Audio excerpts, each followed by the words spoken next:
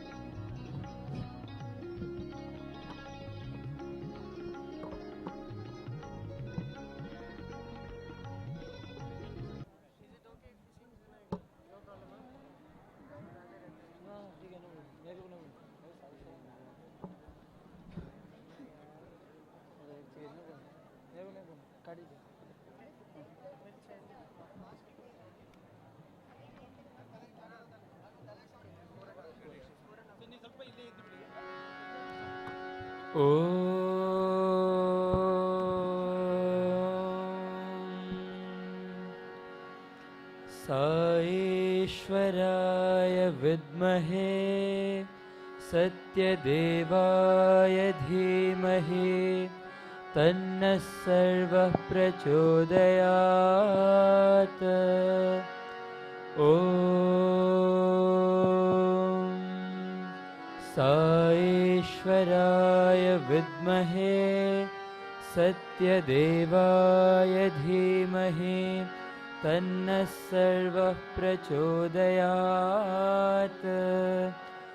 ॐ साईश्वराय विद्महे सत्यदेवाय धीमहि तन्नः सर्वः प्रचोदयात्। ॐ साईश्वराय विद्महे सत्यदेवाय धीमहि तन्नः सर्वः प्रचोदयात्।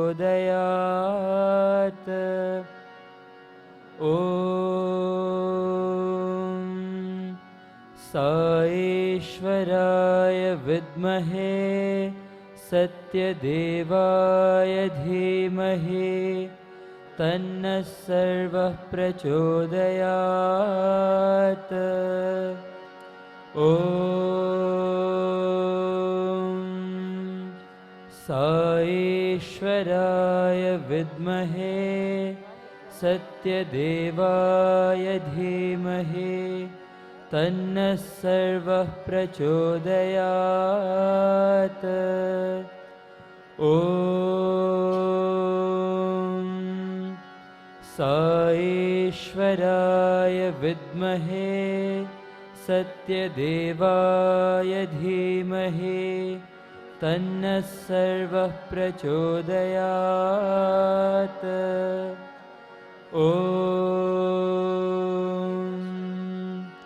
साईश्वराय विद्महे सत्यदेवाय धीमहि तन्नः सर्वः प्रचोदयात्। ॐ साईश्वराय विद्महे सत्यदेवाय धीमहि तन्नः सर्वः प्रचोदयात्। ॐ साईश्वराय विद्महे सत्यदेवाय धीमहि तन्नः सर्वः प्रचोदयात्। ॐ साईश्वराय विद्महे सत्यदेवाय धीमहि तन्नः सर्वः प्रचोदयात्।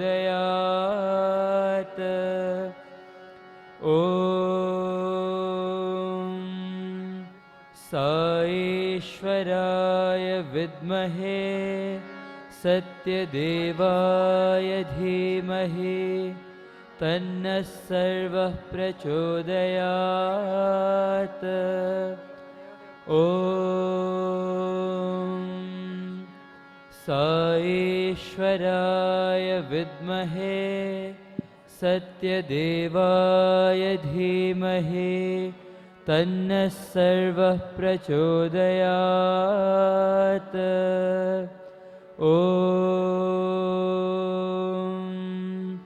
साईश्वराय विद्महे सत्यदेवाय धीमहि तन्नः सर्वः प्रचोदयात्। ॐ साईश्वराय विद्महे सत्यदेवाय धीमहि तन्नः सर्वः प्रचोदयात्। ॐ साईश्वराय विद्महे सत्यदेवाय धीमहि तन्नः सर्वः प्रचोदयात्।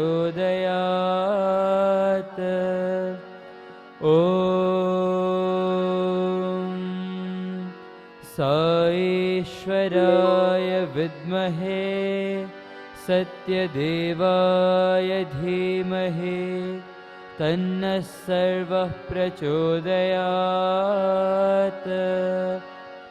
ॐ साईश्वराय विद्महे सत्यदेवाय धीमहि तन्नः सर्वः प्रचोदयात्। ॐ साईश्वराय विद्महे सत्यदेवाय धीमहि तन्नः सर्वः प्रचोदयात्। ॐ साईश्वराय विद्महे सत्यदेवाय धीमहि तन्नः सर्वः प्रचोदयात्। ॐ साईश्वराय विद्महे सत्यदेवाय धीमहि तन्नः सर्वः प्रचोदयात्। ॐ साईश्वराय विद्महे सत्यदेवाय धीमहि तन्नः सर्वः प्रचोदयात्। ॐ साईश्वराय विद्महे सत्यदेवाय धीमहि तन्नः सर्वः प्रचोदयात्। ॐ साईश्वराय विद्महे सत्यदेवाय धीमहि तन्नः सर्वः प्रचोदयात्। ॐ साईश्वराय विद्महे सत्यदेवाय धीमहि तन्नः सर्वः प्रचोदयात्। ॐ साईश्वराय विद्महे सत्यदेवाय धीमहि तन्नः सर्वः प्रचोदयात्। ॐ साईश्वराय विद्महे सत्यदेवाय धीमहि तन्नः सर्वः प्रचोदयात्। ॐ साईश्वराय विद्महे सत्यदेवाय धीमहि तन्नः सर्वः प्रचोदयात्। ॐ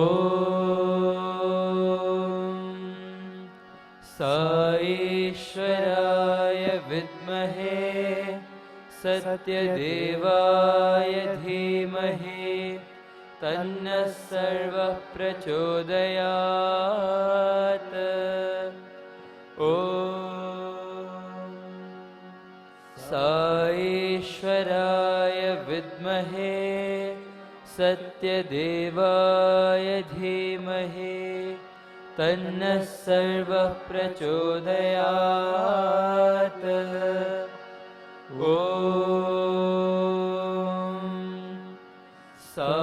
साईश्वराय विद्महे सत्यदेवाय धीमहि तन्नः सर्वः प्रचोदयात्। ॐ साईश्वराय विद्महे सत्यदेवाय धीमहि तन्नः सर्वः प्रचोदयात्। ॐ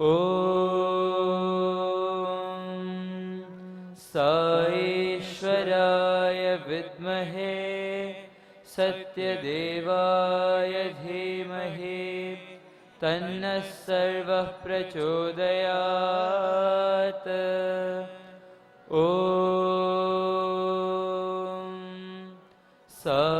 साईश्वराय विद्महे सत्यदेवाय धीमहि तन्नः सर्वः प्रचोदयात्।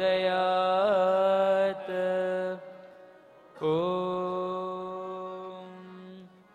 साईश्वराय विद्महे सत्यदेवाय धीमहि तन्नः सर्वः प्रचोदयात्। ॐ साईश्वराय विद्महे सत्यदेवाय धीमहि तन्नः सर्वः प्रचोदयात्। ॐ साईश्वराय विद्महे सत्यदेवाय धीमहि तन्नः सर्वः प्रचोदयात्। ॐ साईश्वराय विद्महे सत्यदेवाय धीमहि तन्नः सर्वः प्रचोदयात्। ॐ साईश्वराय विद्महे सत्यदेवाय धीमहि तन्नः सर्वः प्रचोदयात्। ॐ साईश्वराय विद्महे सत्यदेवाय धीमहि तन्नः सर्वः प्रचोदयात्। ॐ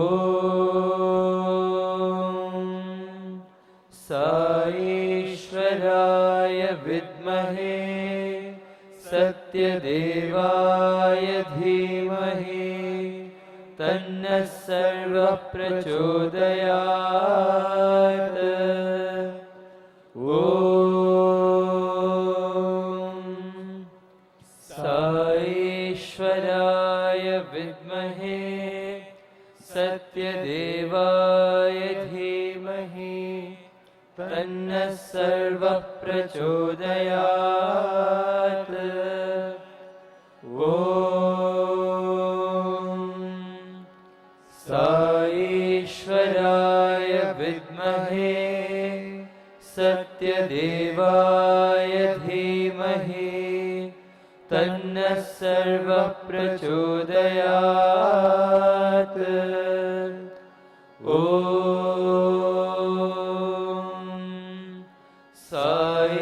साईश्वराय विद्महे सत्यदेवाय धीमहि तन्नः सर्वः प्रचोदयात्। ॐ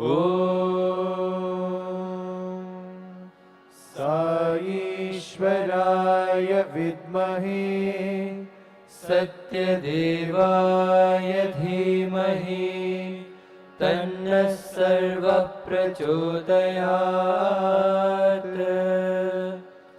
ॐ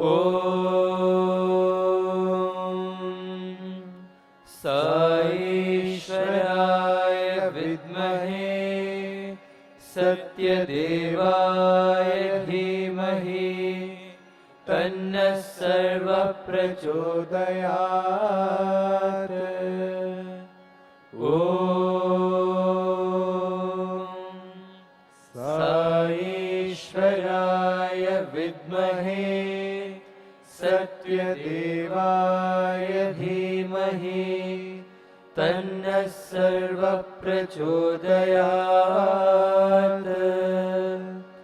ॐ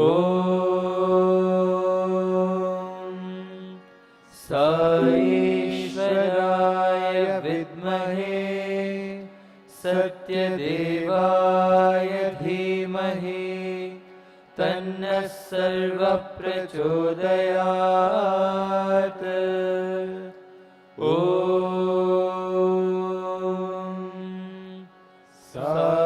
साईश्वराय विद्महे सत्यदेवाय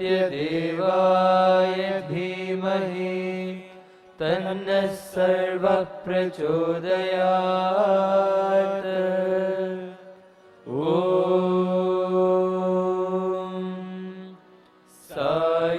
साईश्वराय विद्महे सत्यदेवाय धीमहि तन्नः सर्वः प्रचोदयात्।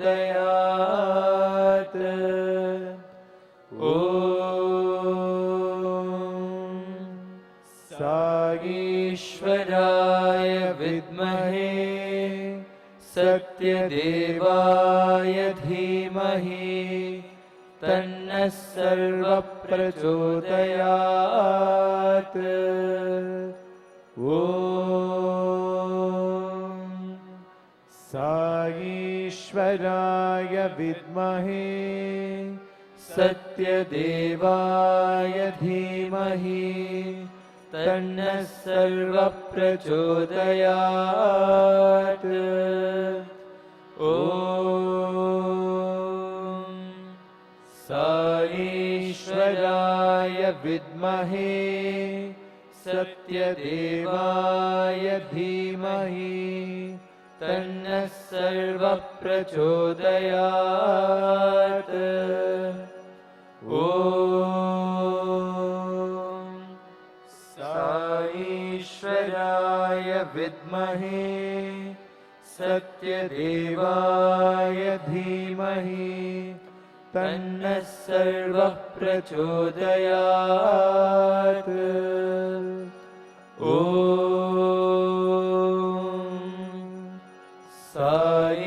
ईश्वराय विद्महे सत्यदेवाय धीमहि तन्नः सर्वः प्रचोदयात्। ॐ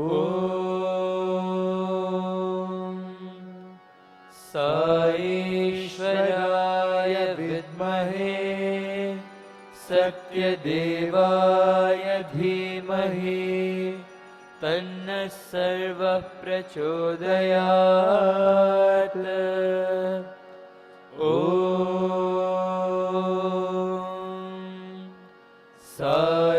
ईश्वराय विद्महे सत्यदेवाय धीमहि तन्नः सर्वः प्रचोदयात्। ॐ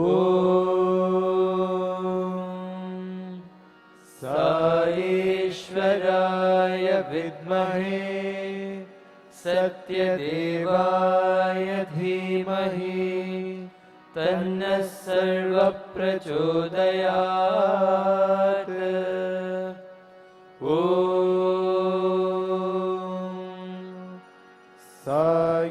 ईश्वराय विद्महे सत्यदेवाय धीमहि तन्नः सर्वः प्रचोदयात्। ॐ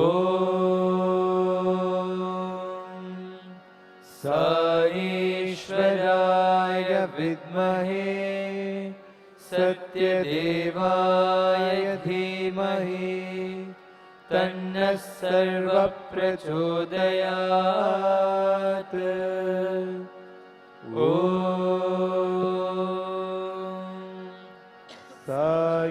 ईश्वराय विद्महे सत्यदेवाय धीमहि तन्नः सर्वः प्रचोदयात्। ॐ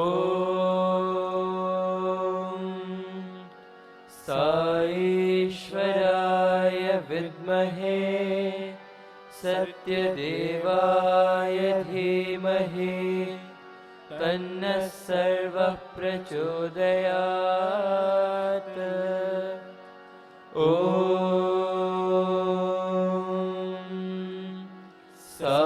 ईश्वराय विद्महे सत्यदेवाय धीमहि तन्नः सर्वः प्रचोदयात्।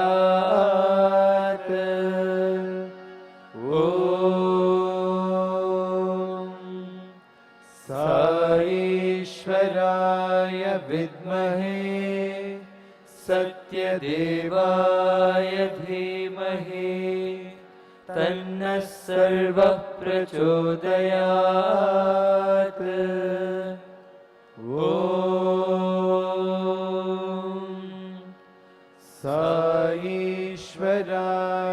विद्महे सत्यदेवाय धीमहि तन्नः सर्वः प्रचोदयात्। ॐ साईश्वराय विद्महे सत्यदेवाय धीमहि तन्नः सर्वः प्रचोदयात्। ॐ साईश्वराय विद्महे सत्यदेवाय धीमहि तन्नः सर्वः प्रचोदयात्। ॐ साईश्वराय विद्महे सत्यदेवाय धीमहि तन्नः सर्वः प्रचोदयात्। ॐ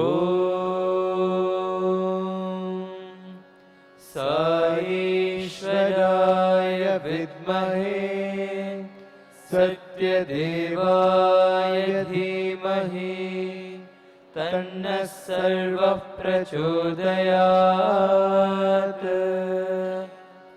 ॐ साईश्वराय विद्महे सत्यदेवाय धीमहि तन्नः सर्वः प्रचोदयात्। ॐ साईश्वराय विद्महे सत्यदेवाय धीमहि तन्नः सर्वः प्रचोदयात्। ॐ साईश्वराय विद्महे सत्यदेवाय धीमहि तन्नः सर्वः प्रचोदयात्। ॐ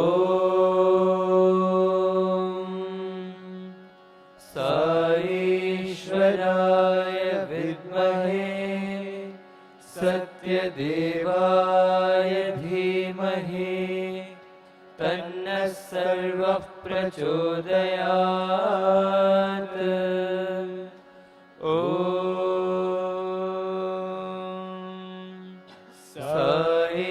साईश्वराय विद्महे सत्यदेवाय धीमहि तन्नः सर्वः प्रचोदयात्। ॐ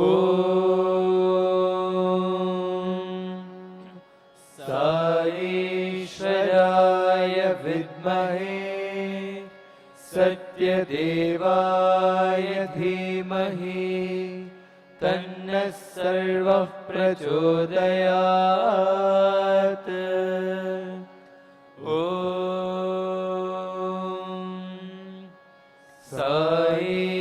साईश्वराय विद्महे सत्यदेवाय धीमहि तन्नः सर्वः प्रचोदयात्।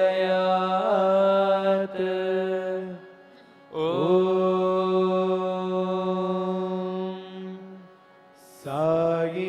साईश्वराय विद्महे सत्यदेवाय धीमहि तन्नः सर्वः प्रचोदयात्। ॐ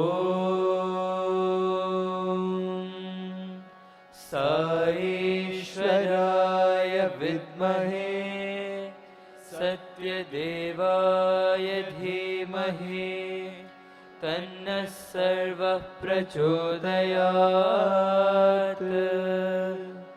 ॐ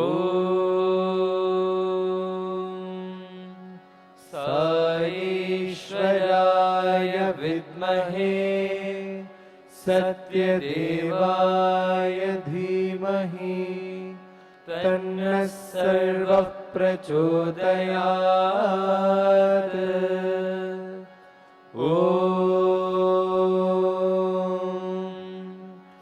साईश्वराय विद्महे सत्यदेवाय धीमहि तन्नः सर्वः प्रचोदयात्। ॐ शान्ति शान्ति शान्तिः।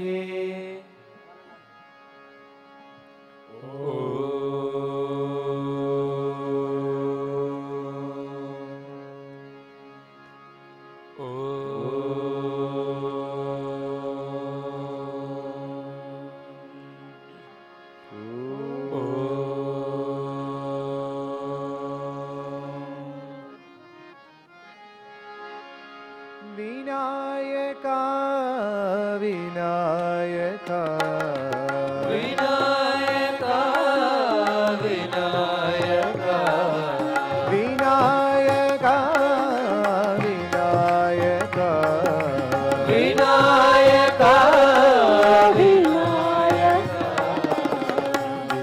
विनाशक विनायका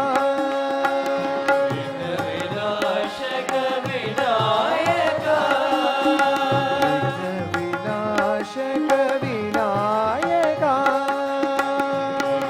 विनाशक विनायका गौरी नंदन हे शिवनंदन गौरी नंदन हे शिवनंदन गौरी नंदन हे शिवनंदन गौरी नंदन हे शिवनंदन पार्वती नंदन गजानना पार्वती नंदन गजानना पार्वती नंदन गजानना पार्वती नंदन गजानना मूषिक वाहन गजानना मूषिक वाहन गजानना मूषिक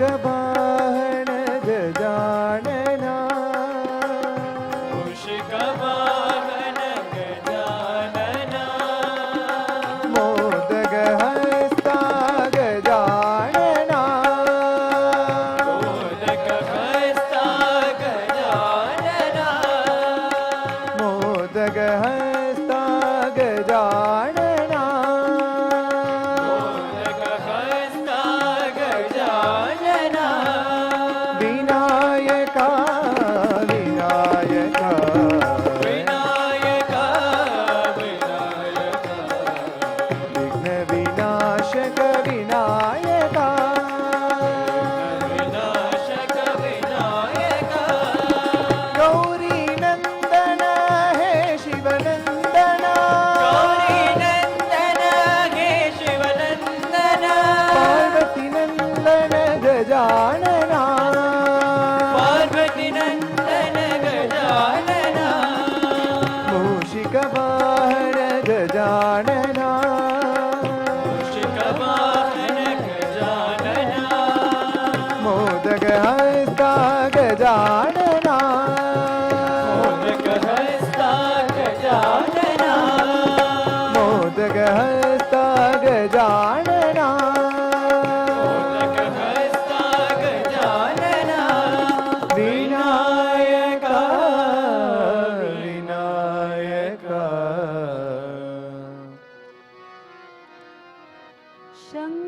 शङ्कराय नमः शिवाय शङ्कराय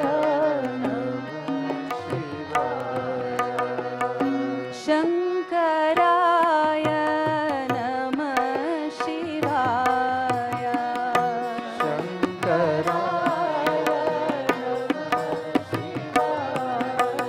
सदा शिवाय नमः शिवाय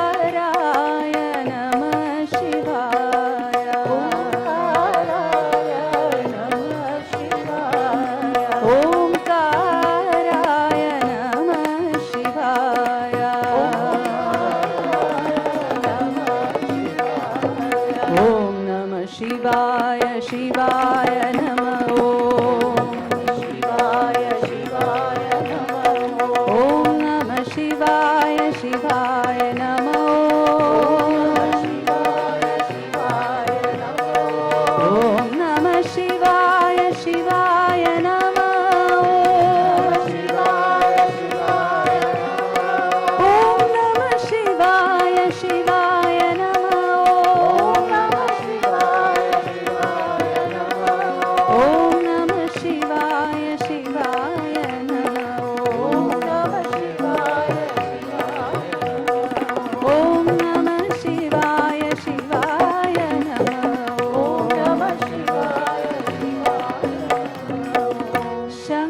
शङ्कराय नमः शिवाय मातमहेश्वरी त्रिभुवन जननी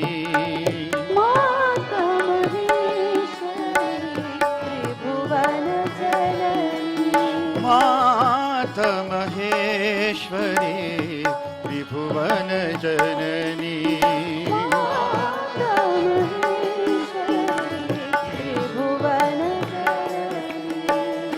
प्रेममयी सत्य साई जननी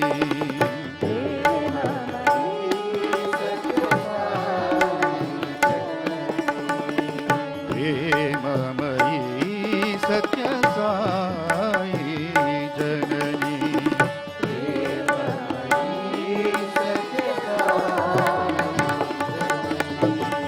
शिव मन मोहिनी पाप विनाशिनी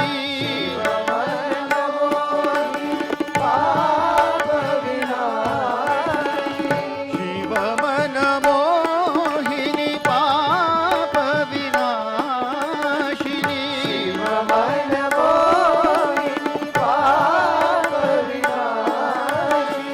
वेद कलामयी कल्याणदायिनी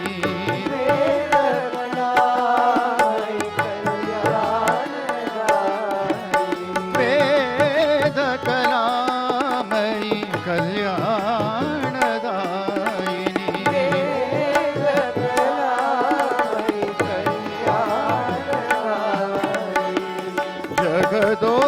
जगदोधारिणी परती नारायणी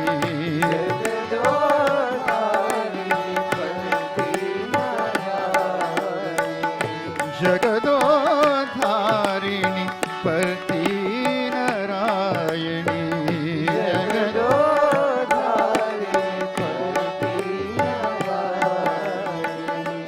प्रेममयी सत्य साई जननी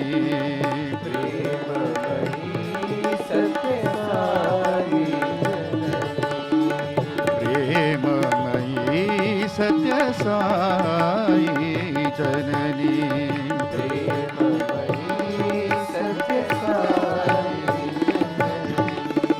माता महेश्वरी त्रिभुवन जननी प्रेममयी सत्य साई जननी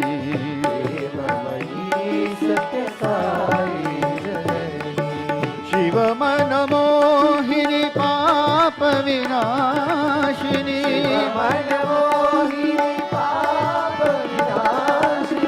वेद कलामयी कल्याणदायिनी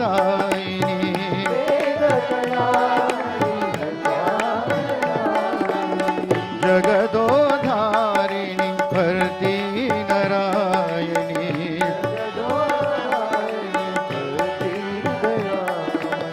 प्रेममयी सत्य साई जननी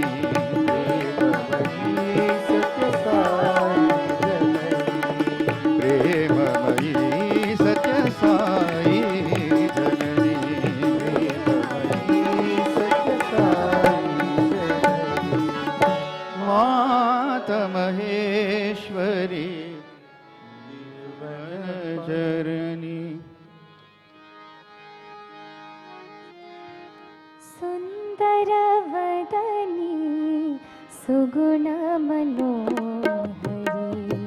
सुन्दरवदनी सुगुणमनोहरी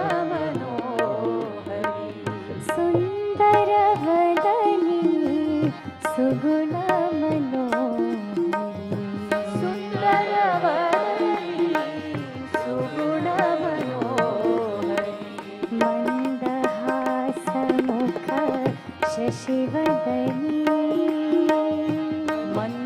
मन्दहासमुख शशिवदनी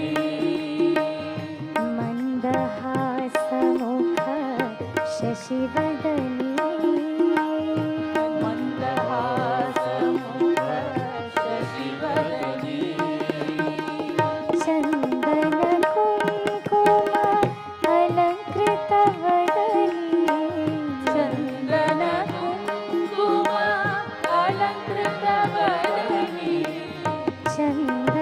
चन्दनकुङ्कुम अलङ्कृतवदनी चन्दनकुङ्कुम अलङ्कृतवदनी साई महेश्वरी राजराजेश्वरी साई महेश्वरी राजराजेश्वरी साई महेश्वरी राजराजेश्वरी साई महेश्वरी राजराजेश्वरी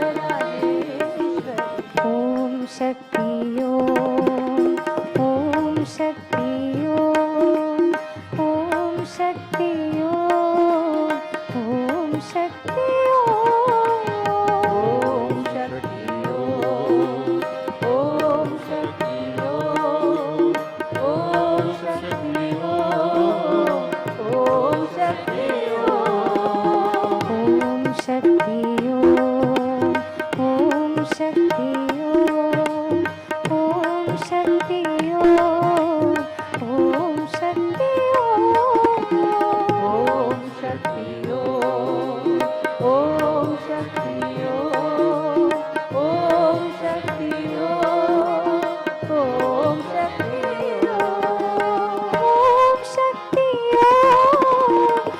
ॐ शक्ति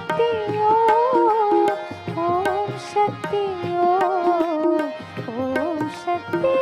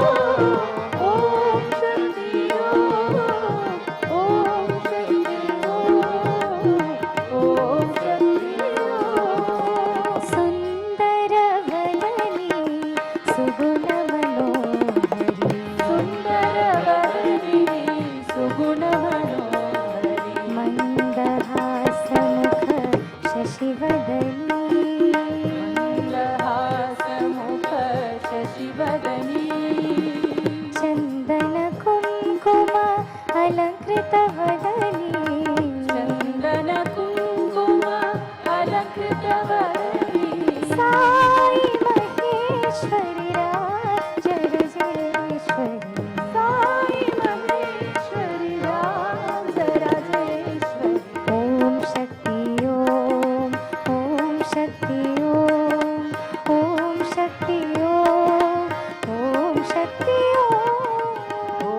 शक्ति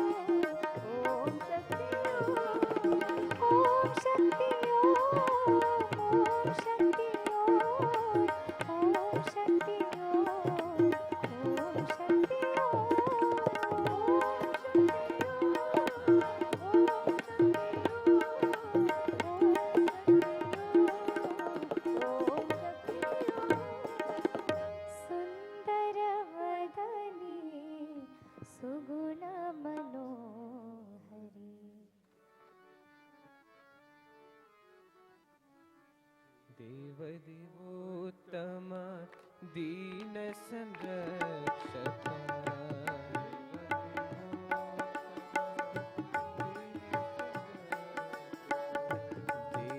देवोत्तम दीन संरक्षक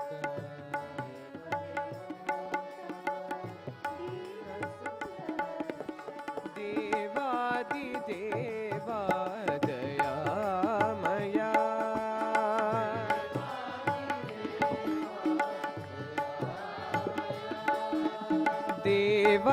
देवादिदेवा दयामया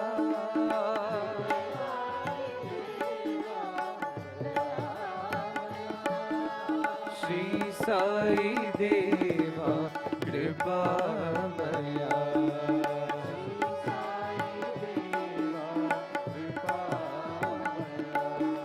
श्री साई देवा कृपामया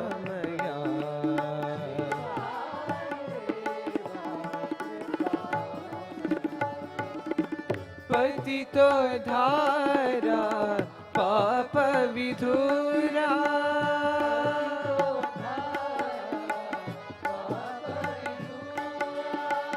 पतितो धारा पाप विधुरा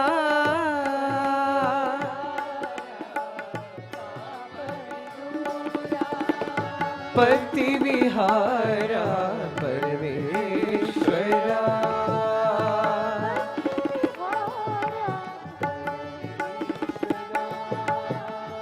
पति विहारा परमेश्वरा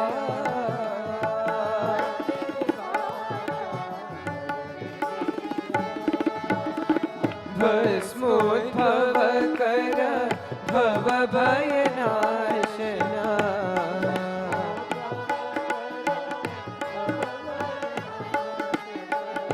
भस्मोद्भव कर भव भयनाशना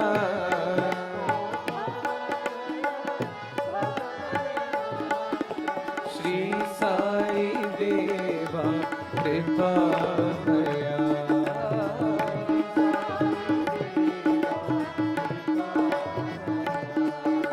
श्री साई देवा कृपामया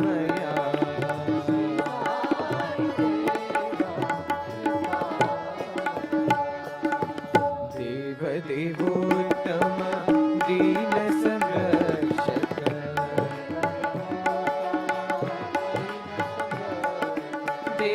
देवादिदेवा दयामया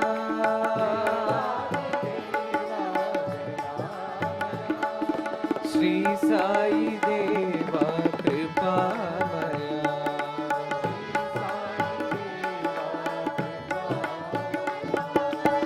पतितो धारा पाप विधुरा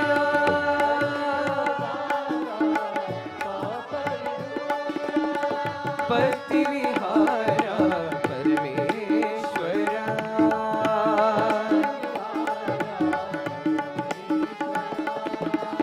भस्मोद्भव कर भव भयनाशना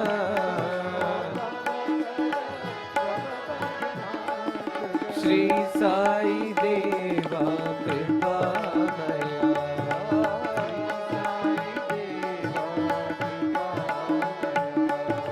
श्री साई देवा कृपामया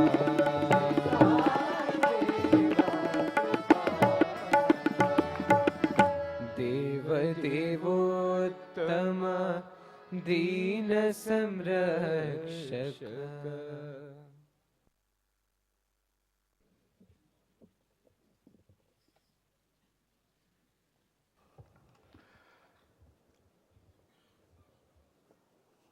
Om Shri Sai Ram. With pranams at the lotus feet of our beloved Lord, Bhagwan Shri Sathya Sai Baba. Most beloved Bhagwan, dignitaries on the dais and off the dais, Ritviks, scholars, students, staff, sisters and brothers of the Sai family. Today, is the 10th day of the grand Athi Rudra Maha and the Navaratri Homa. Today was the last day of the Durga Puja, and the idols will be immersed tomorrow. The 6 idols, including the Shiva idol made of clay, were transported all the way from Kolkata by road, and Bhagwan said that he had to call on yogis to hold them and protect them to be brought here safely. He also mentioned that he had called on rains before Dasara so that the lakes would get filled for the immersion of the idols. We're all indeed blessed to be here and participate in this wonderful event this evening. We begin today's session with a ceremonial Veda chanting. The Vedam chanting will be done by our Sai brothers from 4 countries: Malaysia, Australia, Japan, and Venezuela. And they'll be chanting the Narayanoparishad. Over to our brothers who are chanting.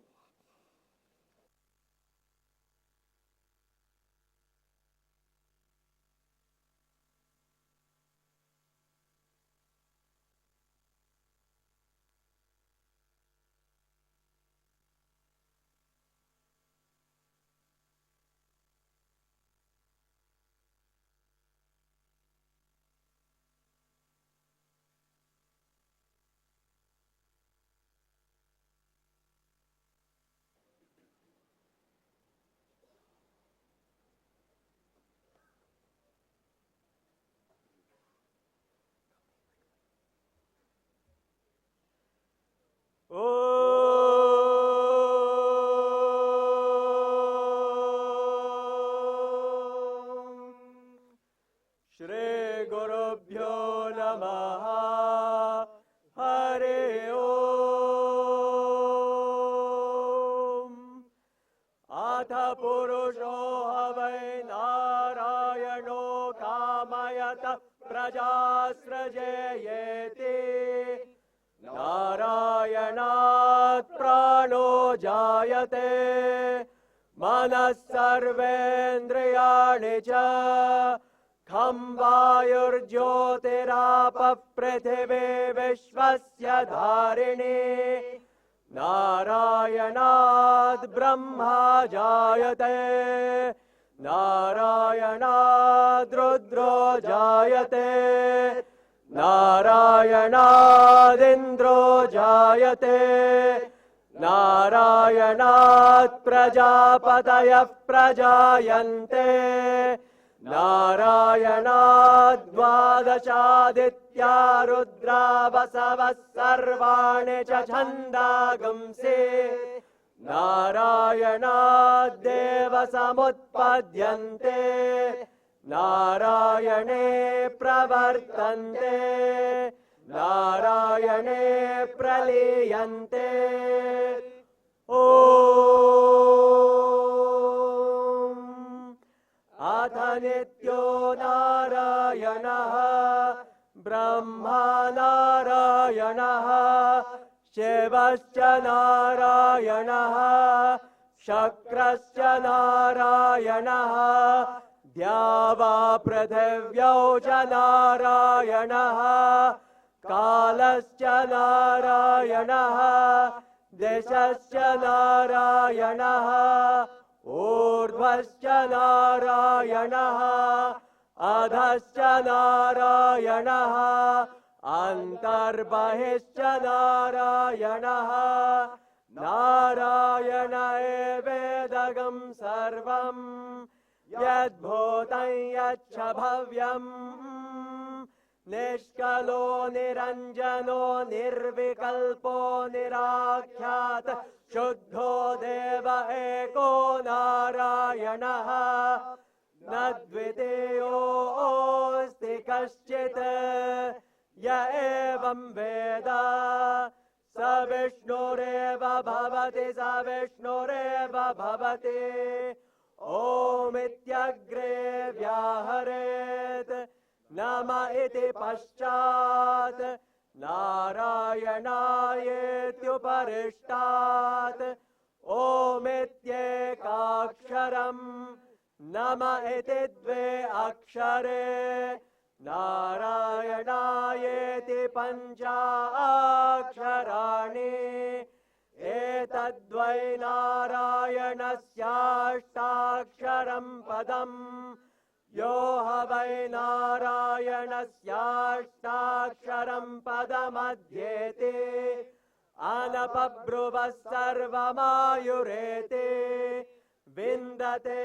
prajapatyagam rayasposhangau patyam tato mrtattvamashnuta ite ya evam veda hamsa hamsaya vidmahe paramahamsaya dhimahi tanno hamsa prachodayat साईश्वराय विद्महे सत्यदेवाय धीमहि तन्नः सर्वः प्रचोदयात् ॐ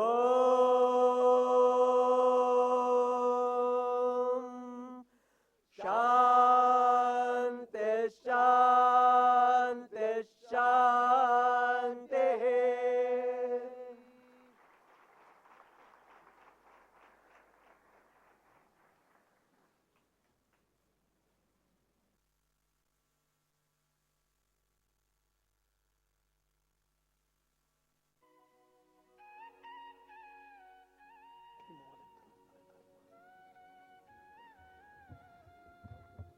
Thank you for the wonderful vibes, dear brothers.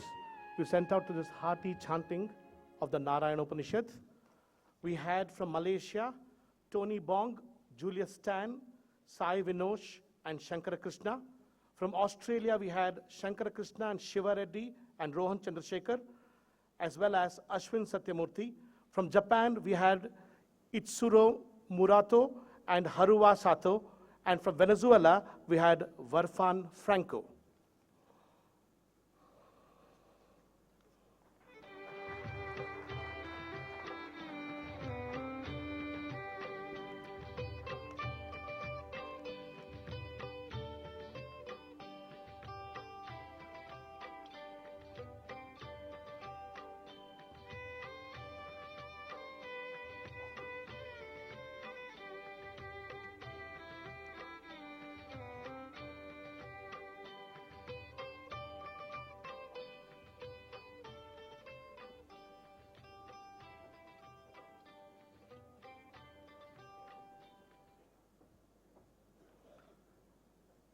Thank you once again, dear brothers. Next, we have Sri Badri Narayanan giving his soulful insights into the Bhagavatam. I invite Sri Badri Narayanan onto the dais. Sri Badri Narayanan is an alumnus of the Sri Sathya Sai Institute of Higher Learning who studied at the Prashanthi Nilayam campus in the early 90s. He has worked across India, US, Australia as an analyst in the IT field, and he followed his inner calling and gave up his thriving career and began traveling around the world, enthralling audiences with stories from Bhagavatam, Upanishads, Bhagavad Gita, and other scriptures. He also set up an ashram in Melbourne in the year 2012. When I commented to Brother Badri that I heard Bhagavatam narration from so many people, but his rendering stirred everyone's hearts, he said, "Sir, others know Bhagavatam as a story. I, however, have had the good fortune of having seen Bhagavan and experiencing him before speaking about him, and that is the difference."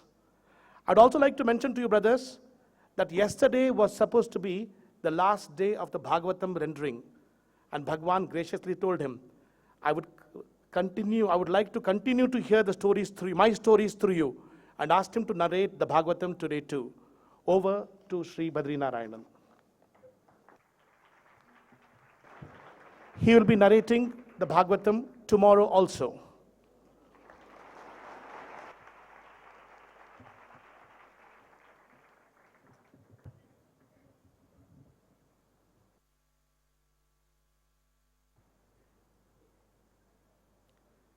श्रीगुरुभ्यो नमः हरिः ओम्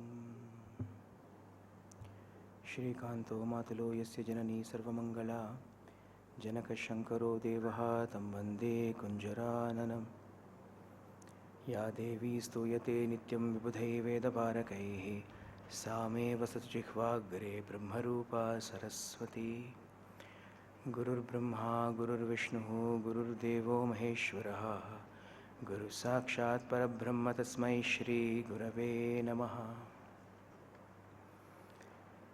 यो अन्तःप्रविश्य मम वाचमिमां प्रसुप्तां सञ्जीवयत्तकिलशक्तिधरस्वधाम्ना अन्यां च हस्तचरणश्रवणत्वकादीन् प्राणान् नमो भगवते पुरुषाय तुभ्यं प्रकाशमध्यस्थितचित्स्वरूपां वराभये सन्दततीं त्रिनेत्रां सिन्धूरवर्णाञ्चितकोमलाङ्गीं मायामयीं तत्त्वमयीं नमामि कृष्णाय वासुदेवाय हरये परमात्मने प्रणतक्लेशनाशाय श्रीगोविन्दाय नमो नमः कृष्णाय वासुदेवाय देवकीनन्दनाय च नन्दगोपकुमाराय गोविन्दाय नमो नमः नमो ब्रह्मण्यदेवाय गोब्राह्मणहिताय च जगद्हिताय कृष्णाय श्रीगोविन्दाय नमो नमः यस्य स्मरणमात्रेण द्वैतवासना प्रमुच्यते बोधात्मकाय नमस्तस्मै भगवते श्रीरमणमहर्षे हृदाकाशे सदा भान्तं शान्तम् आनन्दरूपिणं ज्ञानभानुम् अहं वन्दे सद्गुरुं Shri सत्यसायिनम्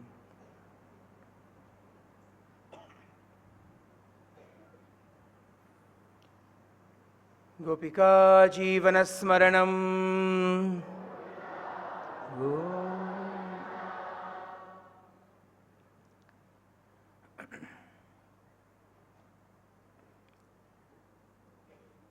As per Bhagavan's divine will,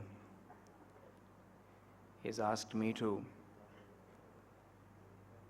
share with everybody how all of this is indeed happening.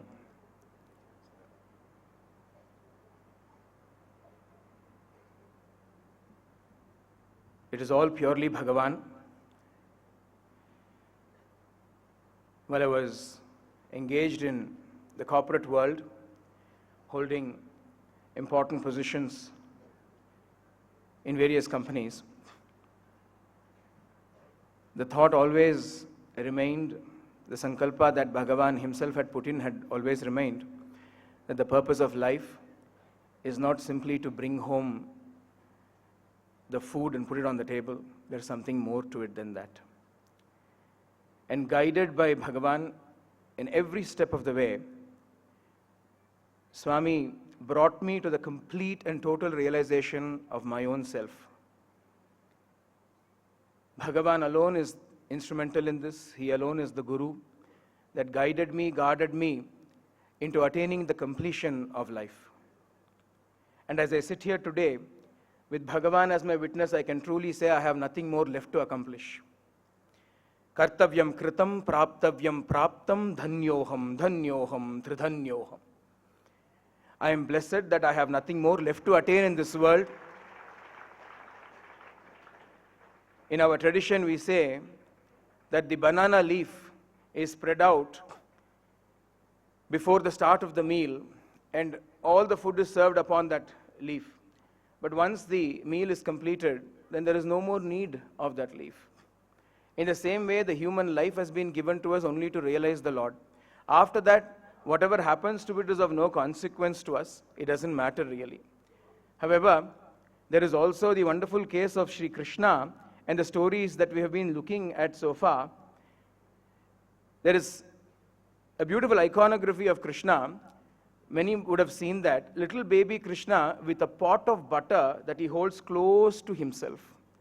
He embraces that pot of butter as though it is very dear to him, and he holds it close to himself. That pot of butter is the devotee.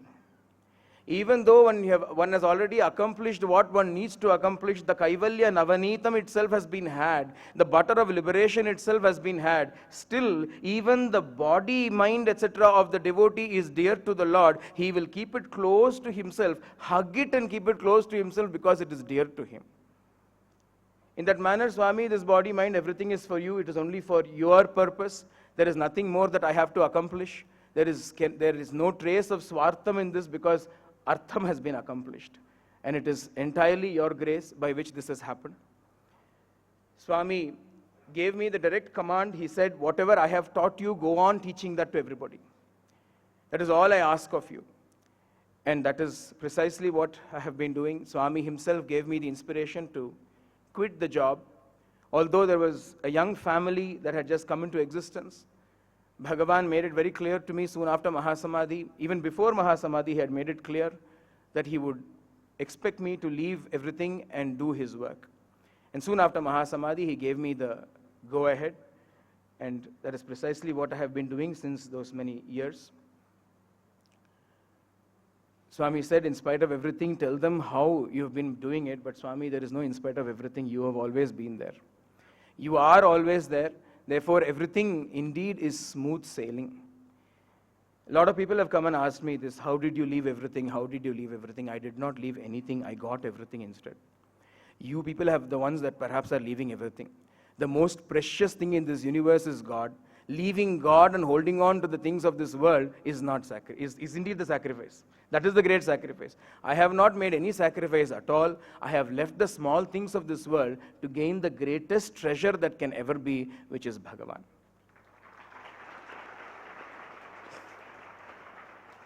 Akrura took Krishna to Mathura.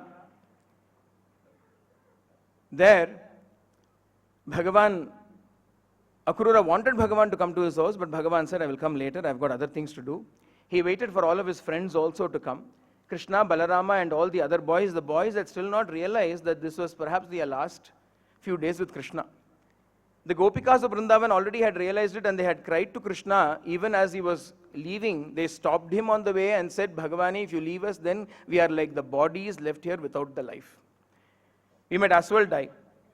And Bhagavan said to them, life and death are not in our hands. They are all given by God to us. Remember those wonderful occasions that we have had, that we have spent with each other. Remembering those moments, you will go back to reliving those moments. You will gain the joy once again. Let me go because I have got a great mission ahead of me. The Gopikas were not selfish. They understood that despite the pain and agony that they would have to endure without Krishna, they still knew and understood that Bhagavan had a greater mission and therefore he had to be on his way. Bhagavan entered into Mathura. He sauntered along taking the sights of Mathura, the colors of Mathura, when he encountered the royal washerman of Mathura. He was the one who used to wash Kamsa's clothes. He encountered him and went up to him and said, we have come here as per the invitation of King Kamsa, therefore give us some good clothes to wear. That washerman rather arrogantly spoke to Krishna. Krishna struck him down and took all the clothes. He wore some of the finest clothes himself, distributed to all his friends. A weaver, the royal weaver who used to weave shawls for Kamsa, saw this and he came running to Krishna and he gave up some of the best shawls that he had. He said, these are all for tomorrow's function for King Kamsa, but I'd rather you have them. Bhagavan wore those as well. Sudama, a garland maker, also came along and presented all the garlands that he was preparing for Kamsa.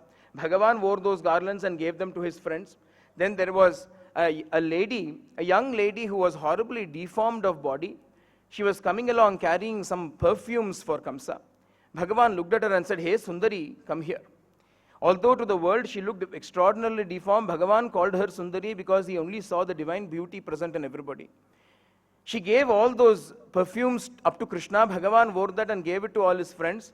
And then he put one foot upon her foot, placed two fingers under her chin and simply lifted her up straight and made her into the Sundari that he accosted her as. In this manner, dressed royally, Bhagavan walked along and entered into the Yagnashala where the Dhanus, the bow, had been kept. There was a small contingent of the army guarding it. Bhagavan casually sauntered up to the arena where the bow was kept, lifted it casually with his left hand, even as a baby elephant would lift up a thin sugarcane stem, and broke it. Bhagavan had a lot of experience in breaking bows. He hadn't realized that there was another use to it yet.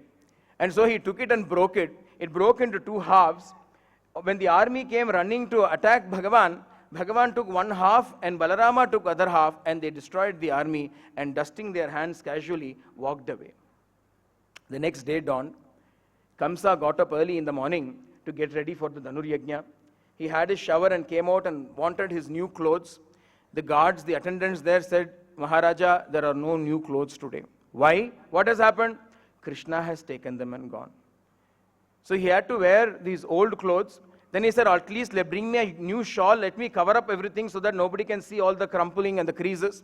And they said, Maharaja, there is no shawl. Why? Krishna has taken the shawl. All right, at least bring my garlands. No, Maharaja, there are no garlands also. Why? Krishna has taken the garlands.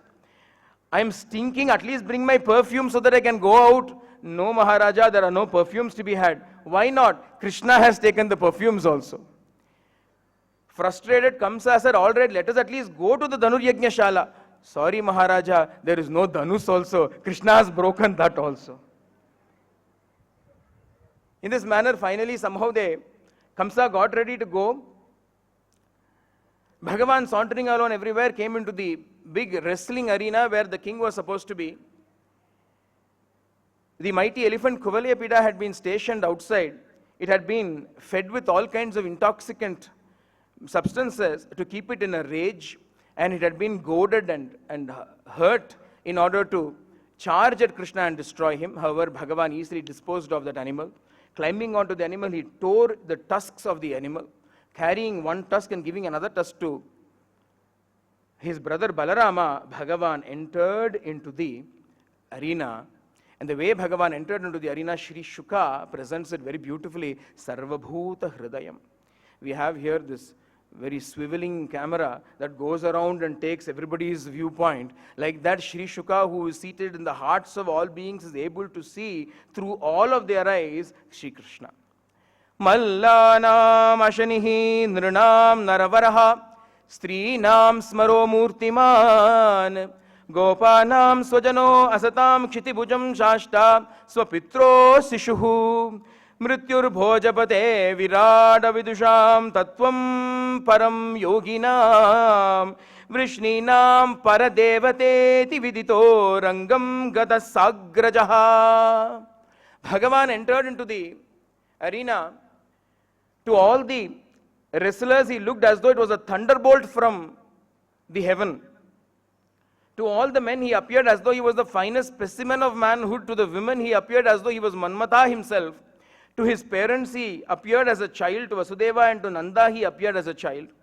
To the cowherds of Vraja, all the boys that had come there, he looked as a kinsman. To those that were ignorant, he looked as a very frail, delicate young boy. To the yogis, he appeared as a supreme reality, Param Tattvam. To Kamsa, he appeared as death personified. And to the Vrishnis, he appeared as the Paradevata. In this manner, Bhagavan entered into the arena. The wrestlers asked him to come and wrestle with him. Bhagavan said, it is not fair. It is not a fair fight. The wrestler assumed that Krishna was meaning that because he was a young boy and he was a mighty wrestler, he was saying so. Bhagavan meant the other way around. Nevertheless, the match started. The wrestling match started. Move for move, the boys matched the opponents. And after a short time, he finished off Mushtika, Chanura, all of the wrestlers were all destroyed. When the wrestlers were destroyed, killed in this manner, Kamsa became indignant. He stood up upon a platform. He was sitting very high up so that he would remain safe, or what he thought would be safety. And from there, he started to issue all kinds of panicked orders. And he said, arrest these boys, arrest Nanda, arrest Vasudeva, kill Ugrasena, kill anybody who makes any noise. He was giving all kinds of orders. Bhagavan looked up from below, saw where he was, one jump, and Bhagavan the next instant was in the same platform as Kamsa was. Kamsa did not even have time to remove his sword. Bhagavan simply brushed it aside, caught hold of Kamsa and threw him down by the hair. Kamsa fell all the way from the top onto the ground. Bhagavan jumped down upon him, and in that one instant, Kamsa was finished. Kamsa died, but a beautiful effulgence arose from Kamsa. Even as everybody was watching it, that effulgence arose and went and merged into Bhagavan. There was panic everywhere, chaos everywhere. Kamsa's brothers also came to fight. Balarama made short work of them. Soon, order was restored. Bhagavan rescued or released Ugrasena, reinstated him upon the throne of Mathura as the king once again. He went to his parents, Vasudeva and Devaki, who were standing there unsure of how to react to Bhagavan, because they had seen him, they had heard about him, and now they had seen him in action. Should they call him son? Should they call him Bhagavan? What should they call him? Unsure, they were standing there, knowing how hesitant they were. Bhagavan went straight up to them, fell at their feet and said, "Oh mother, oh father, how long we have kept you in this state. Now at least we have got the opportunity to come and serve you. Please forgive us for not having done this in all this time." Bhagavan's smile, mohayan iva mayaya, says the Srimad Bhagavatam. A single smile of Bhagavan is as bewitching as Maya. And in that one smile, Vasudeva and Devaki both lost their hearts to Krishna. And Balarama, they took the children up, embraced them, and felt as though their sons had come back to them. All knowledge of their divinity was instantaneously forgotten. All that remained was that their sons were back with them. Bhagavan made sure that Asti Prapti, Jarasanda's two daughters, who were married to Kamsa, were sent back to their husbands' houses, to their father's house. The last rites for Kamsa and all his brothers were performed as per the rituals. Peace and order came back to Mathura. Vasudeva and Devaki sent Bhagavan and Balarama to Sandipani's ashrama in Ujjaini in order to learn all the arts. In 64 days, Bhagavan learned the 64 Vidyas and came back. As a Guru Dakshana, Bhagavan went and restored the lost son of Sandipani. Sandipani's son had died in the sea a long time ago, and Bhagavan went all the way up to Yamaloka and brought the son back and restored him to the Guru as his Guru Dakshina. Bhagavan came back to Mathura. 17 times Jarasandha brought an army, a huge army, to attack Mathura. 17 times he was destroyed. 18th time when he came again, Kala Yavana had also joined him from the west. This time Bhagavan saw, and he thought this was the ideal opportunity to create Dwaraka. Bhagavan's idea was to create Dwaraka. He couldn't care anything about Jarasandha's armies. So he pretended as though he ran away from the army. He left the battlefield, had Vishwakarma, the celestial architect, establish Dwaraka. Overnight transported all the people of Mathura along with their possessions to Dwaraka through his Yogamaya Shakti. Krishna and Balarama pretended to run away from Jarasandha and Kalayavana. Bhagavan skillfully led Kalayavana into a cave in the Prashravanagiri, where he was able to be destroyed by the Rishi Muchukunda. From there, Bhagavan and Balarama also moved to Dwaraka, where even now Bhagavan is celebrated in Dwaraka as Ranuchod. Ranuchod is the name that they give to Bhagavan there. Ranuchod means the one who ran away from the battlefield. It is a very derogatory epithet. It is an epithet that means the person who is a coward who ran away, yet Bhagavan wears that with great joy. Bhagavan wears that with great pride, because to Bhagavan, whatever his devotees call him, it is sweet. Unlike human beings, where we are very fussed about the way people deal with us or call us or talk to us, Bhagavan is not concerned. All Bhagavan is looking for is the Bhakti Bhava. With Bhakti, you can call him a Ranuchod, and he will smile and accept that as though it is the greatest appellation that could be bestowed upon him. We will stop here for today. As Bhagavan has indicated, we will continue again tomorrow, and we will finish with Rukmini Kalyanam and Parikshit Moksham tomorrow. Mangalam Gurudevaya, Mangalam Swaswarupine, Mangalam Vedavedhyaya, Mangalam Jnanadayine, Mangalam Premarupaya, Mangalam Shantidayine, Mangalam Puja-padaya, Mangalam Shri Sathya Sayine.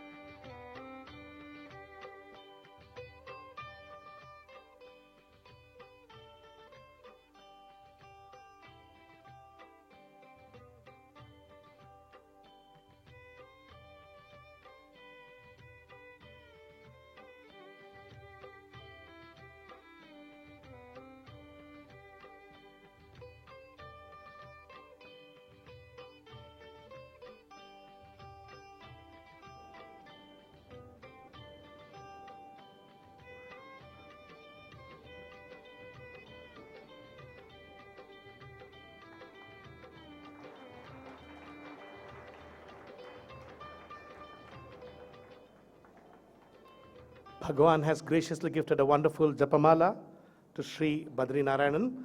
Thank you, Sri Badri Narayanan, for the soulful rendering and bringing alive the story of the Lord in the Dwapara Yuga. Next, we have a vocal recital, a music program by Sri Chong Chui Sen of Malaysia. I request Sri Chong Chui Sen and his accompanying artists to come on to the dais. He'll be accompanied on the violin by Sri Palachandra Sitaram, on the flute by Sri Rajaram, on the mridangam by Sri Krishnan, on the tabla by Dr. Hanumantarao Naidu, on the keyboard by Sri V. Sai Prasad. He'll also be accompanied on the chimes by Go Yin Yin and Lai Chu Kwan.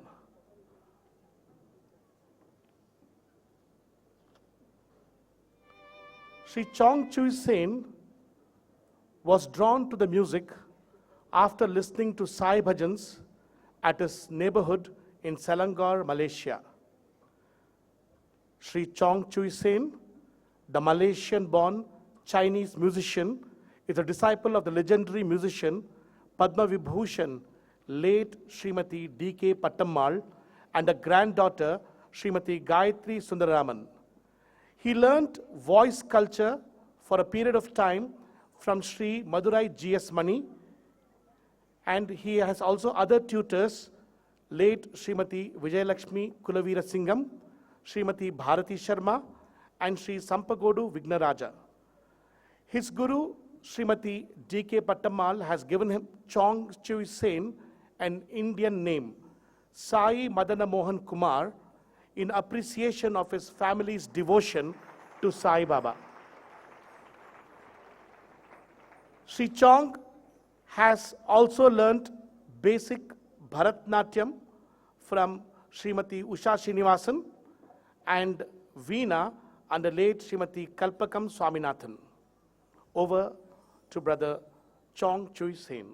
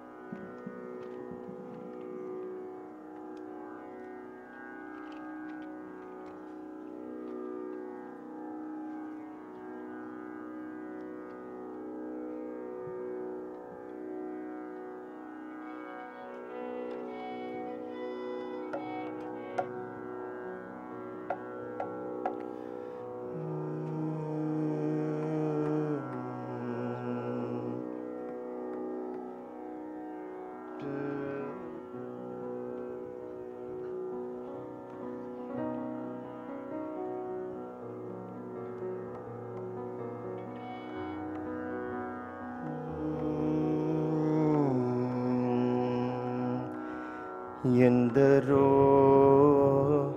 ಮಹಾನು ಭಾವೋಲು ಅಂಧರಿಗೆ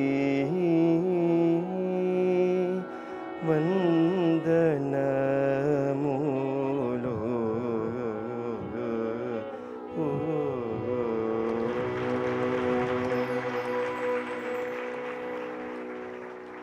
My humble pranams to the lotus feet of Bhagavan. Swami, I will start the performance today with a Varnam satin raga Hamsadhvani.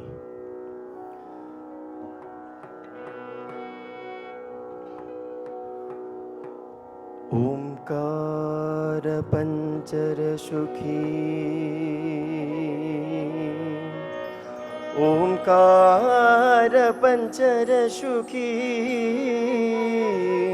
Upanishaddu Dhyana Keli Kalakanti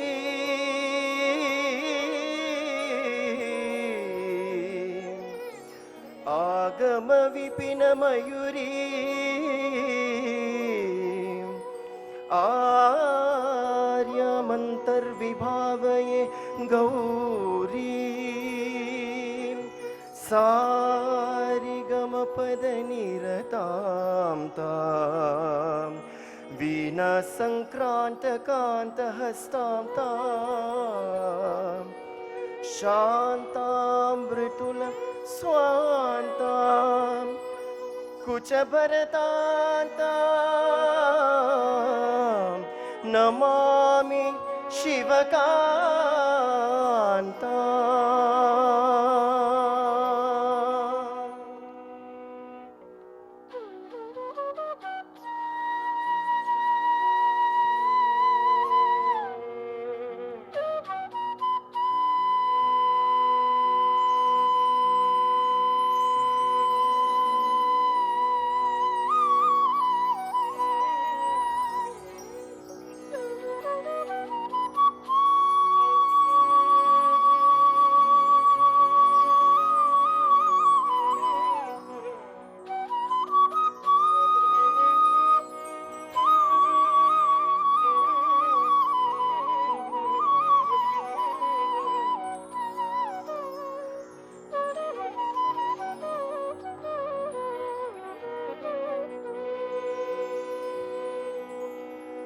Jalajakshaninne dagabashi Jalajakshaninne dagabashi Jalamarulu Kunnadira Cheliga Nila Vademira Chelu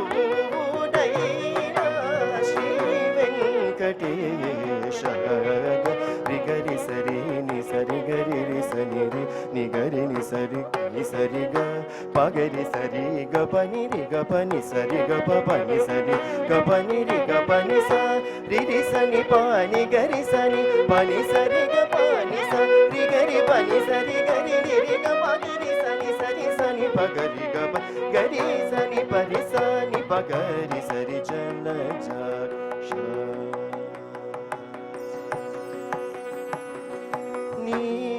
Sadi dora hane ganani Sadi dora hane ganani Pagare sani parini Sari gapani Sadi dora hane ganani Pagari sari gari sani parini gari ni pani sari rigani sari gapani Sadi dora hane ganani Pagari ni gari ni pani pasani ri sa ri pagani pasani ri ni gari ni ri ni pani sari ga pani sari ri ga pani sari gari sani pani sani bagari ni sari ga pani sari dora ane ga na sa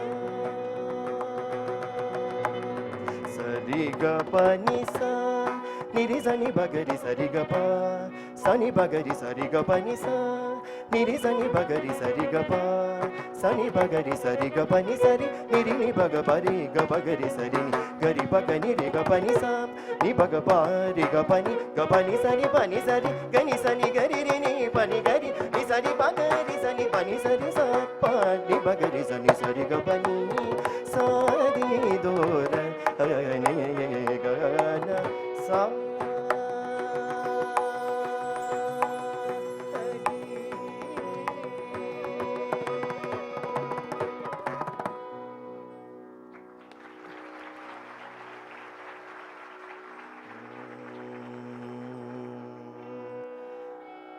The second song is a rare composition of Saint Tyagaraja. He describes a rare epic in the Ramayana in this Vivadi Raga Kriti. This is the only Kriti in Raga Kaikavasi.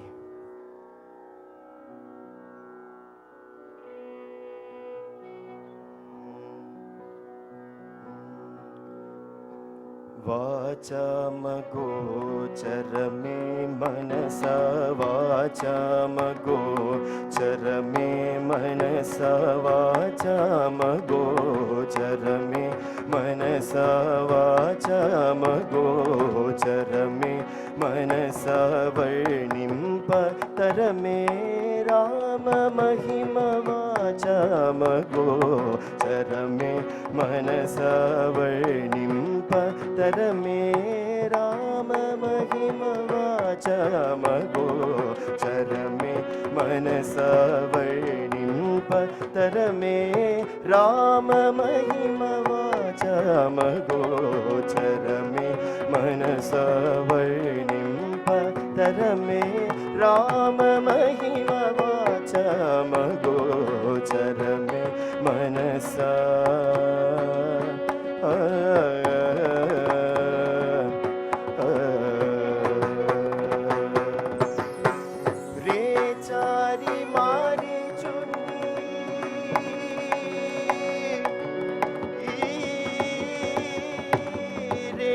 चारी मारी चुनी पड़क बेटी रे चारी मारी चुनी पड़क बेटी रे चारी मारी चुनी बदक बेटी रे चारी मारी चुनी बदक बेटी रे चारी मारी चुनी बदक बेटी रेंडो वानी चिकी गोसगेने रेंडो चिकी गोसगेने रेंडो वानी चिकी गोसगेने वाचामगोचरमे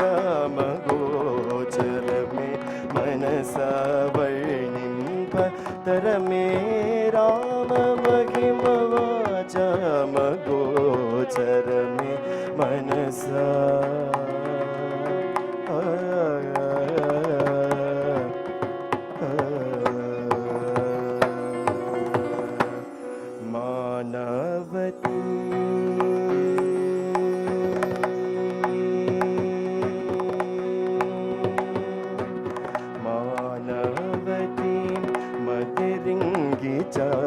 मारमौटक स्त्रमुने यगनि मानवती मदिरिङ्गि च मारमौटक स्त्रमुने यगनि मानम्बुकै मेतदासक माडउण्डुगनि करगि वेगमे मानम्बुकै मेतदासक मादउण्डुगनि करगि वेगमे दीनातिबन् जनोदैन प्राण दानं बोसक मुन्नो सनिन दीनातिबन् जनोदैन प्राण दानं बोसक Munro सनिन बाणं पुनतु చెదరసేయలేదా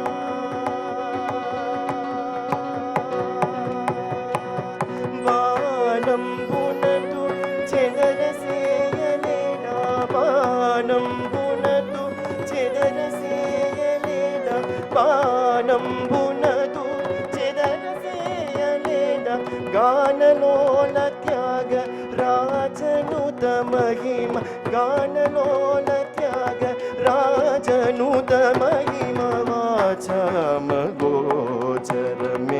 Mansa वर्णिम्पतरमे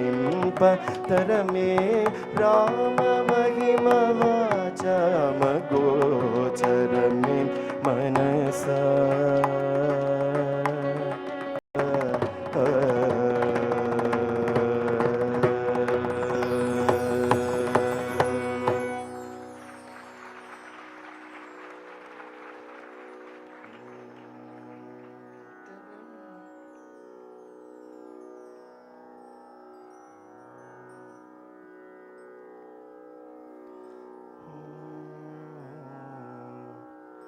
Swami, through your love and grace, you have taught me music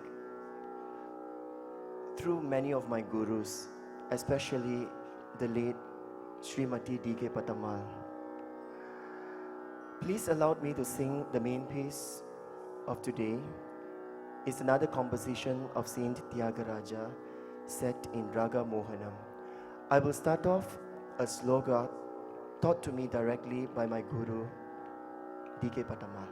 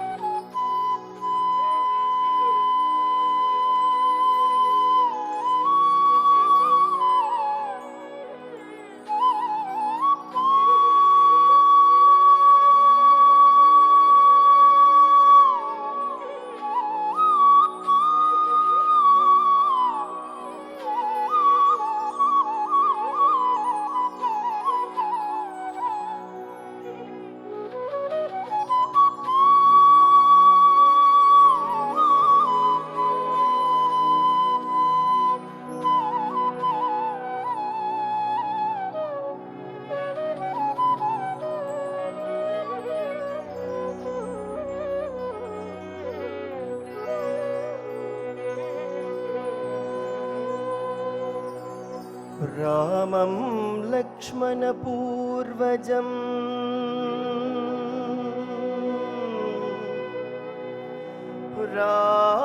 रामं लक्ष्मणपूर्वजं सीतापतिं सुन्दरम्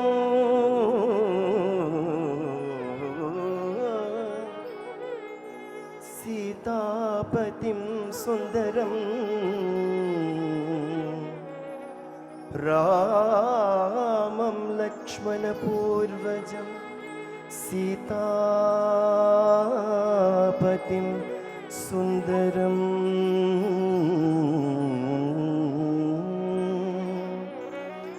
काकुत्स्थं करुणाकरम् करुणाकरम् करुणाकरम्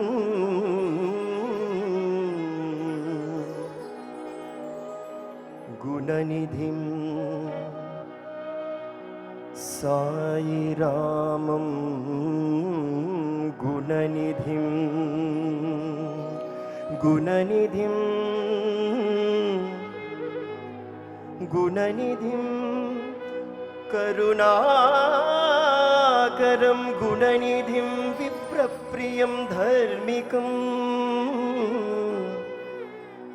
धर्मिकं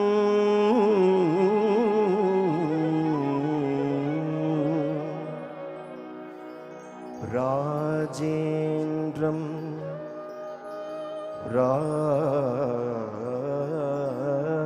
राजेन्द्रं सत्यसन्तं राजेन्द्रं सत्यसन्तं राजेन्द्रं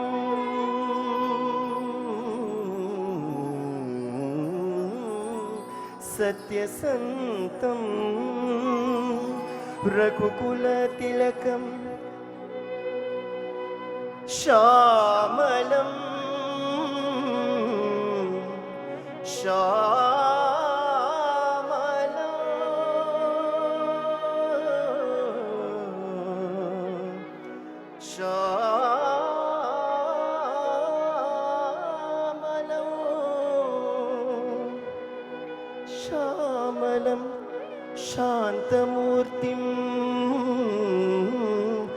शान्तमूर्तिं वन्दे लोकाभिरामं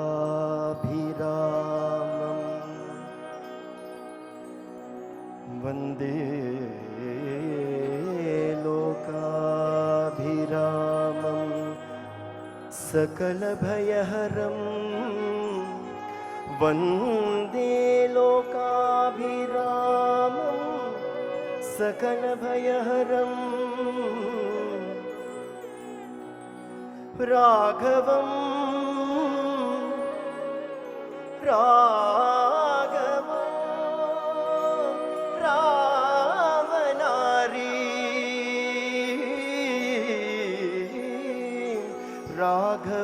रावणारीं राघवं रावणारी राघवं रावणारी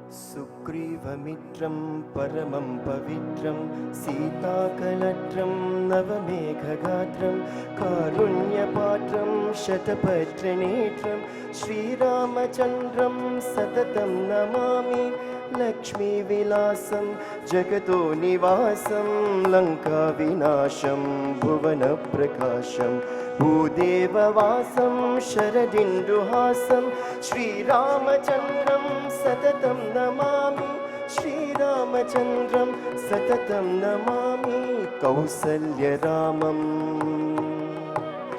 वैदेहीरामं वैकुण्ठरामं सत्यसायिरामं सत्यसायिरामं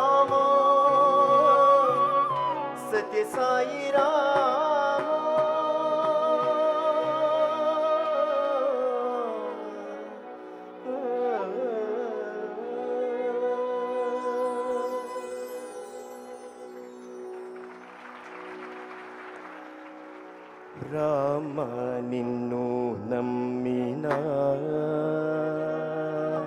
రామ నిన్ను నమ్మినా వారము రామ నిన్ను నమ్మినా వారము రామ నిన్ను నమ్మినా వారము రామ నిన్ను నమ్మినా వారము కామ సకల లోకాభిరామ నిన్ను నమ్మినా వారము కామ సకల లోకాభిరామ నిన్ను నమ్మినా వారము కామ సకల లోకాభిరామ నిన్ను నమ్మినా వారము కామ సకల లోకాభిరామ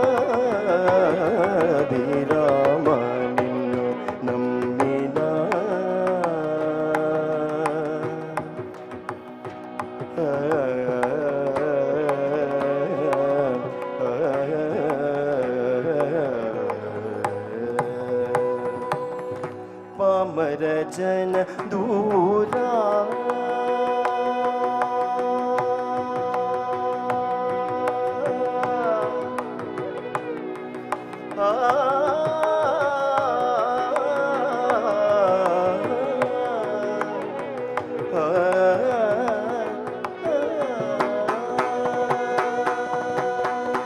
ಪಾಮರ ಜನ ದೂರ ಪಾಮರ ಜನ ದೂರ ವರ ಗುಣ ಗೃಣ ಪಾಮರ ಜನ ದೂರ ವರ ಗುಣ ಗೃಣ ಪಾಮರ ಜನ ದೂರ ವರ ಗುಣ ಗೃಣ ಪಾಮರ ಜನ ದೂರ ವರ ಗುಣ ಗೃಣ ಪಾಮರ ಜನ ದೂರ ವರ ಗುಣ ಗೃಣ ಪಾಂಗ ಶುಭಾಂಗ ಮುನಿ ಹೃದಯಾಬ್ಜ ಭೃಂಗ ಪಾಮರ ಜನ ದೂರ ವರ ಗುಣ ಗೃಣ ಪಾಂಗ ಶುಭಾಂಗ ಮುನಿ ಜನ ಭೀಯಂಗ ಪಾಮರ ಜನ ದೂರ ವರ ಗುಣ ಗೃಣ ಪಾಂಗ ಶುಭಾಂಗ ಮುನಿ ಹೃದಯಾಬ್ಜ ಭೃಂಗ ಪಾಮರ ಜನ ದೂರ ವರ ಗುಣ ಗೃಣ ಪಾಂಗ ಶುಭಾಂಗ ಮುನಿ ಹೃದಯಾಬ್ಜ ಭೃಂಗ ರಾಮ ನಿನ್ನು ಬಾಲಾಯ ಮುಗ ಅನುರಾನುಜ ಗೇಲ ಸುಗುಣ ಶ್ರೀ ದಶರಥ ಬಾಲಾಯ ಮುಗ ಅನುರಾನುಜ ಗೇಲ ಸುಗುಣ ಶ್ರೀ ದಶರಥ ನೃಪಾಲ ಹೃದಯಾನಂದಕರ ಲೋಕಪಾಲ ವಿಲಯೋ ಮಿಕಪಾಲ ಲೋಚನ ಹೃದಯಾಲಯ ಜನಪಾಲ ಕನಕಮಯ ಚೇಲಯಿಕ ಪರ ಕೇಲಗಿ ಕುಡುಮ ಮೇಲ ನೀಡು ಮನಸೇಲ ರಾಗದು ರಾಮ ನಿನ್ನೋ ನಮ್ಮಿನ ನೀವೇ గతియుంటినిగానినే వేరెమి ఎరుగాను మందురా రావే నీ పద పంకజ భక్తి నీవే భావజారిణుత దేవ నీదు పద సేవా ఫలము మముగావుని పతిత పావన త్రిదశనాదనీయముని జీవనానిశము బ్రోవవే శ్రీరామ నీవే గతియుంటినిగానినే వేరెమి ఎరుగాను మందురా రావే నీ పద పంకజ భక్తి నీవే భావజారిణుత దేవ నీదు పద సేవా ఫలము మముగావునే పతిత పావన త్రిదశనాదనీయముని జీవనానిశ ప్రోవవేల శ్రీరామ రామ నిన్ను నమ్మినా ధారాధరణి పదేహ జనాధార దురిత గజలత సమీర త్యాగరాజ హృదయగార సారహి సంసార మండువే సారి నిన్ను మనసార నమ్ముకొన నిరలేని నెనూరకాయిక విచార మందుటకు మెరగాదు శ్రీ రామ ధారాధరణి పదేహ జనాధార దురిత గజలత సమీర త్యాగరాజ హృదయగార సారహీన సంసార మందువే సారి నిన్ను మనసార నమ్ముకొన్న నిరలేని నెనూరకాయిక విచార మండుటకు మెరగాదు శ్రీ రామ రామ నిన్ను నమ్మినా మారము కామ సకల లోకాది రామ నిన్ను సదా పాగరి సరి రామ నిన్ను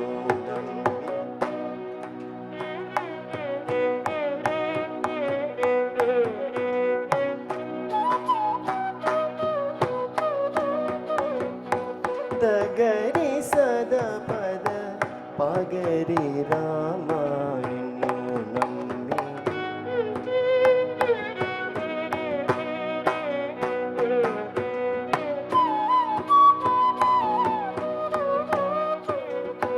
గరి సదరి సద పాగరి రామ నిన్ను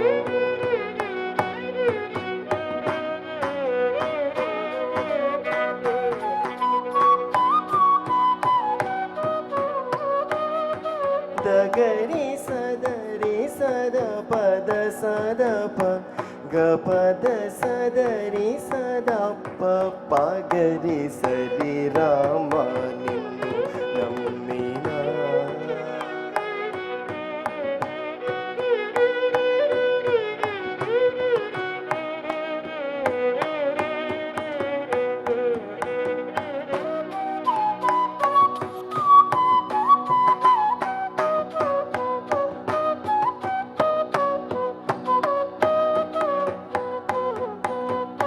గరి సద పరి సద పగ పగరి సరి రామ నిన్ను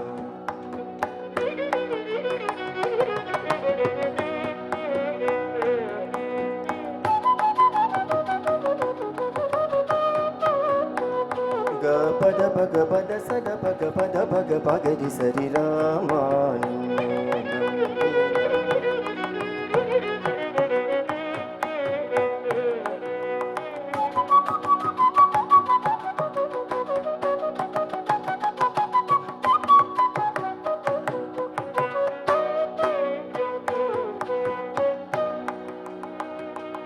గరి రి గ గ గ గ గరి రి గ గ గ గరి రి గ గరి రి గరి రి గ గరి రి గరి రి గ గ గ కద పగరి గ గ గ గరి రి గరి సద పద సరి గ గ గ రి గరి సరి గ గరి గ గరి గ పగరి గ గరి గ పద పద గ పద సద పద సరి గ రి స గరి సద పరి స గరి సద పరి సద పగ సద పగరి సరి గ సరి గ పగరి గ సరి గ పగరి గ పద స గ పద సరి గ రి స గరి సద పరి స గరి సద పరి సద పగ పగరి సరి రామ నిన్ను నమ్మినా వారము కామ సకల లోక విరామ నిన్ను నమ్మినా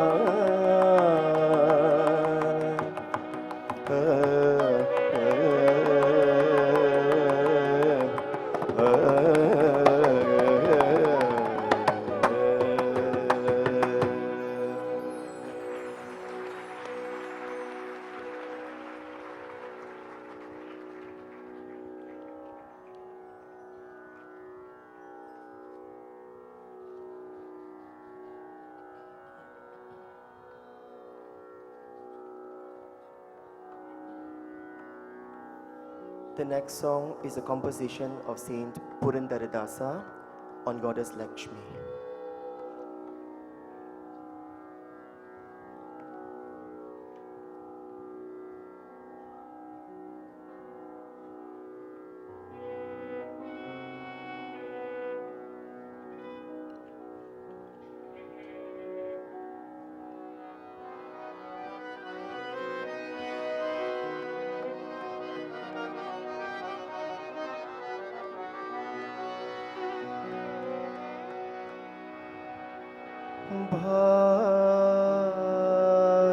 भाग्यदलक्ष्मी बारम्मा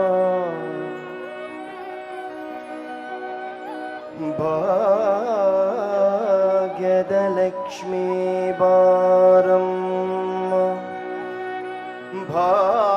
भाग्यदलक्ष्मी बारम्मा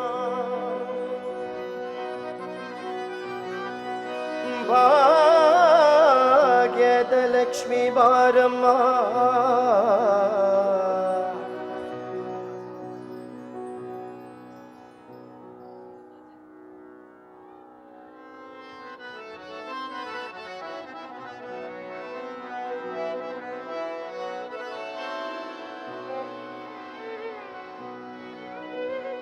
वन्दे शम्भुमुमापतिं चन्द्रशेखरं शम्भो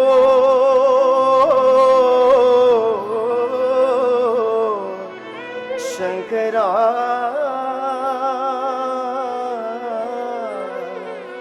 शम्भो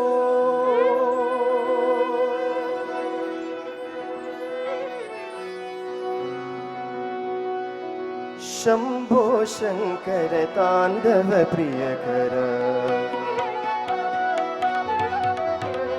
शम्भो शङ्कर ताण्डव प्रियकर गङ्गजटाधर गौरी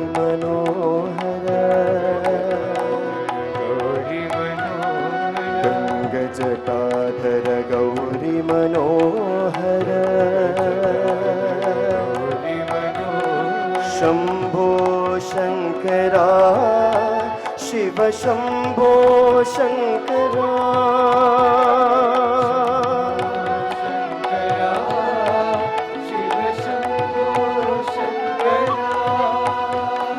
शम्भो शङ्करा शिव शम्भो शङ्करा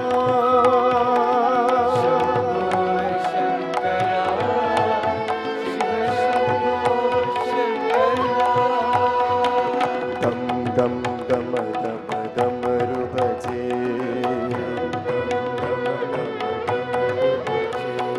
धिम धिम धिमितक मृदंग बाजे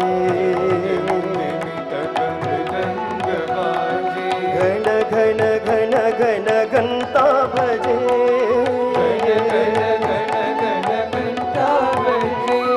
साई शंकरा सत्य साई शंकरा साई शंकरा सत्य साई शंकरा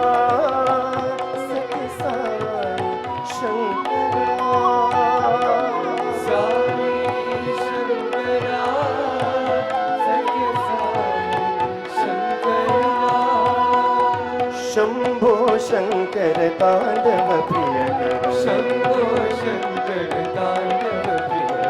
गंग जटाधर गौरी मनोहर शंभो शंकरा शिव शंभो शंकरा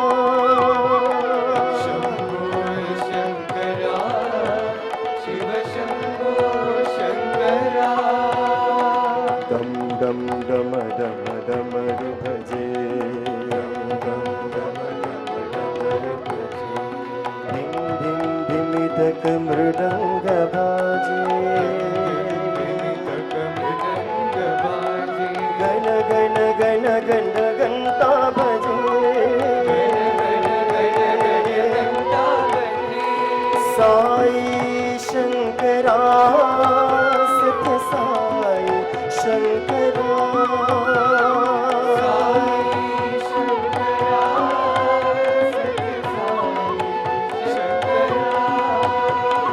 साई शंकरा सत्य Sai Shankara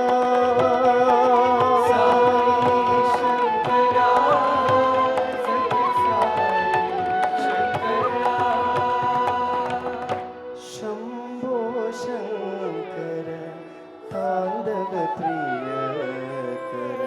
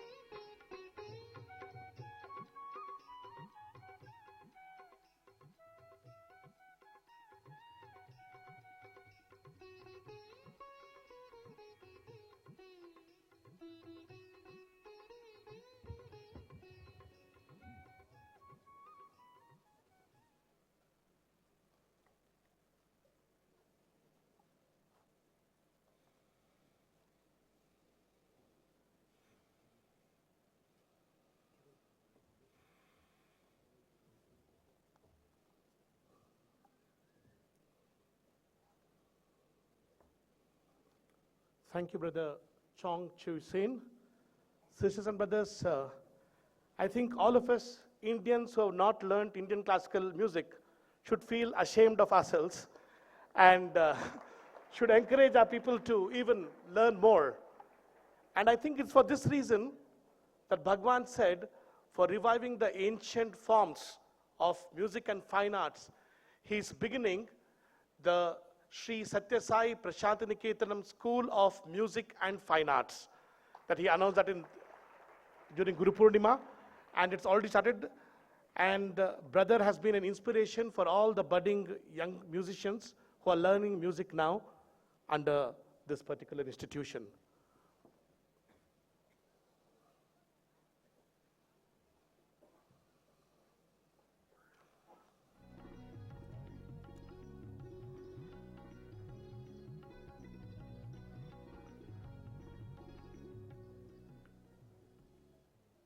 Bhagwan has blessed two speakers to speak this evening.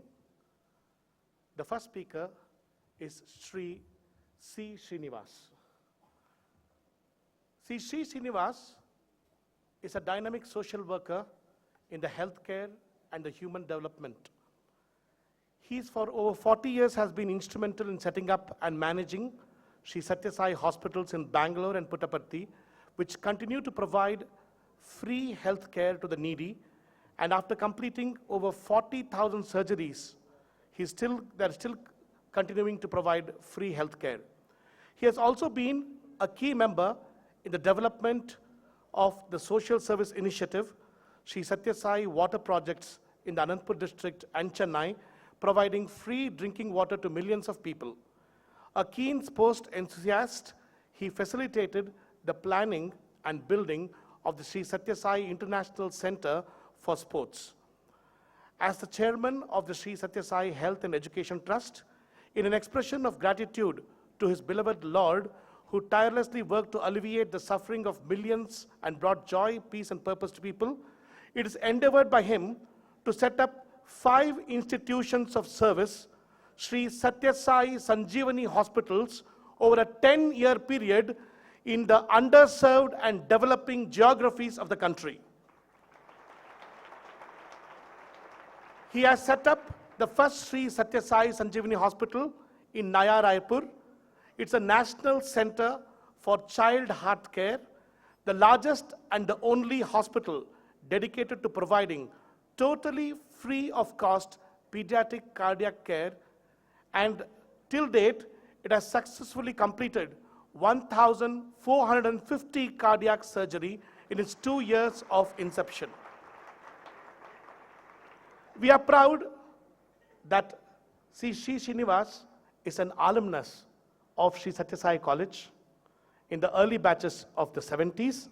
He also has been a faculty member and the warden of the Sri Sathya Sai Hostel in Vrindavan.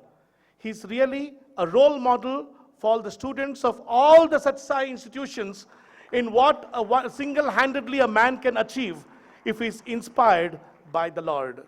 Over to Brother C. Srinivas.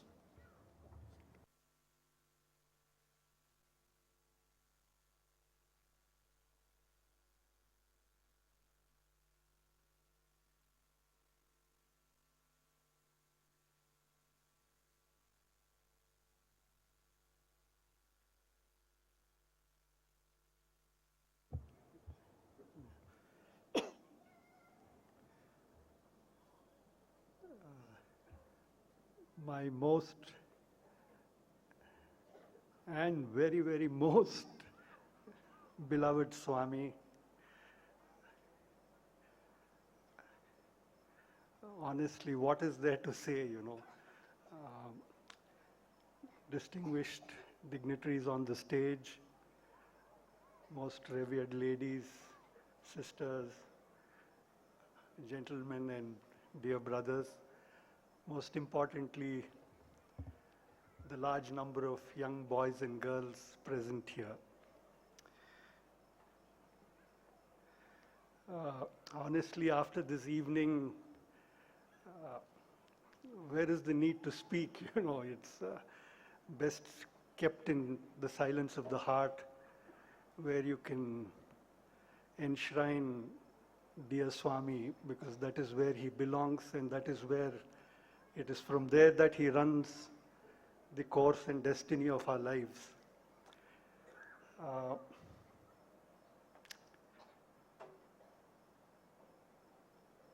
My boat is so small. Honestly, my boat is so small and his ocean is so, so, so vast. I am but a small little bubble trying to stay afloat in the majesty and vastness of the ocean that dear Swami is. For many years, especially post 2011, every day has been a day of constant revelation, constant reconnect with him, constant reaffirmation of his presence, constant faith that he instills in each one of us, that he is guiding the course of our lives.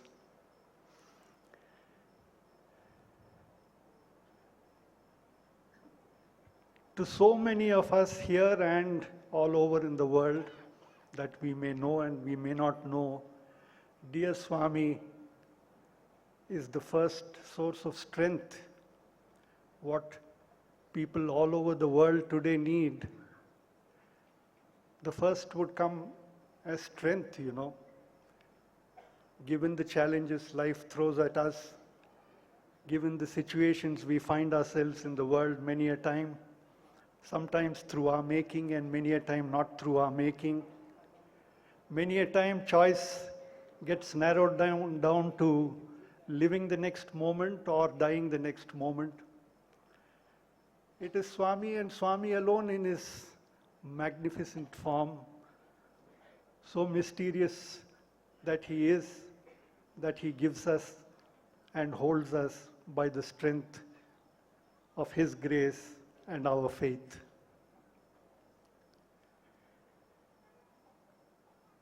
I am aware that this is a great celebration that we are observing.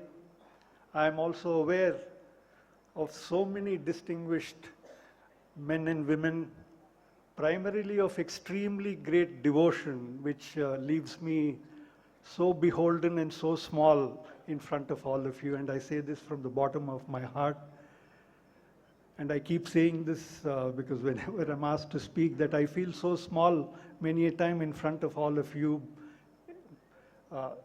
just seeing the enormity of your devotion and what manifestation devotion can take in the form of offering it to Swami first and to society and humanity at large. As a student of life, this remains and will, I pray, be the continuous learning that I should learn at his feet. Today we propitiated him, like in the last 9 days, as the mother. I think there is nothing which can come close to the love of the mother, which you all know, and nothing can even come close to even comprehending the love of dear Swami for all of us. Each one of you, if you just close your eyes and put your hands on your heart and just try to picture the story of your life or the book of your life, you will know how many times Swami has held you close to his bosom, giving you strength and protecting you. And that many of us who are coming of age still are so comforted, reassured, and I would say rejoiced that we still live in the embrace of his love.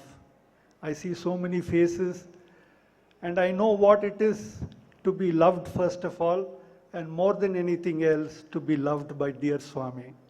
That is all that we have in life. That is all that we wish for in life. That is all that is worth aspiring for in life, to be loved and to be loved by the divine. The mother is that great source of love.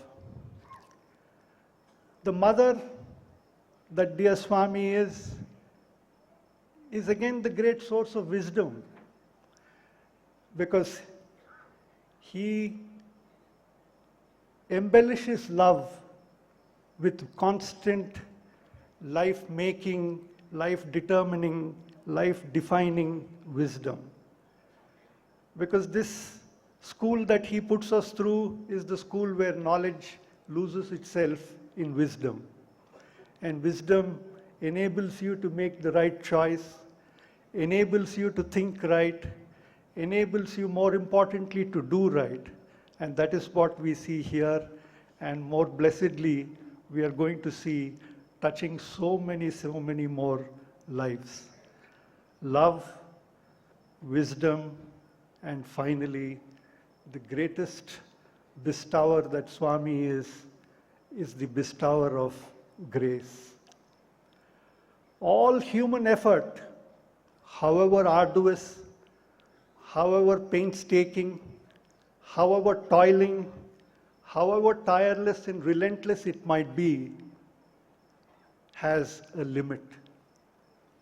Where human effort suddenly seems to be an effort which is not getting us anywhere, irrespective of where and what we are doing in our lives, one single glance or touch of grace from dear Swami or from God Almighty or from that undefinable power or source that He is enough to lift us from whatever depths that we find ourselves in or to the heights that only He can put us to see this beautiful world. The power of grace is what Swami has time and again to one and many shown. That has been His tangible expression. Grace normally cannot be defined. It can only be felt and experienced. This is what we feel with Swami. As I am fond of saying, nothing is more beautiful in this world than the embrace of His love. Because I know we still are children crying, we still are crying for the light, we still are crying in the night, we have no language but just a cry. And it is Him that He constantly wipes tears, known and unknown, in this world. That we are all gathered here to propitiate that great mother that He is, or I would dare say was and will be, is our collective good fortune. Honestly, words fail me to express what is in my heart, I wish I can just cry and then express it. That might be one way which can come close to what Swami means to each and every one of you and to me. Maybe that is the closest expression one can have for the love and for the dearness that dear Swami has for each and one of us. That He chooses to manifest Himself without this so-called body that we are given to understand, can be the greatest continuum of His love, that we constantly feel Him, constantly making us take the right path in our lives, show us meaning to life and take us forward in our lives. What else can we ask for? What else can a Dasara be? What else can such a grace be but this dear grace of our Swami? Swami, I knew so little about you, and I am ashamedly proud that I knew little about you. But I want to state on this public platform that I now know even lesser than little. Your Majesty, your magnificence for times to come, as long as time stays as a constant in this universe, will never be known, but you will be known as the little beat of the heart in each one's heart as love.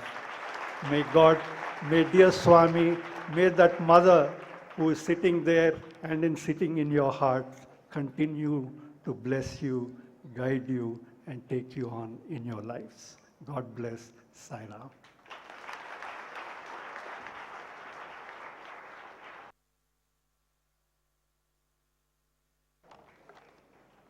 Thank you, sir, for your touching and inspiring speech.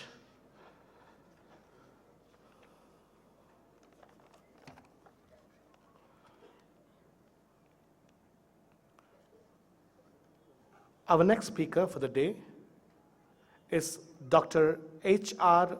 Nagendra. Dr. H.R. Nagendra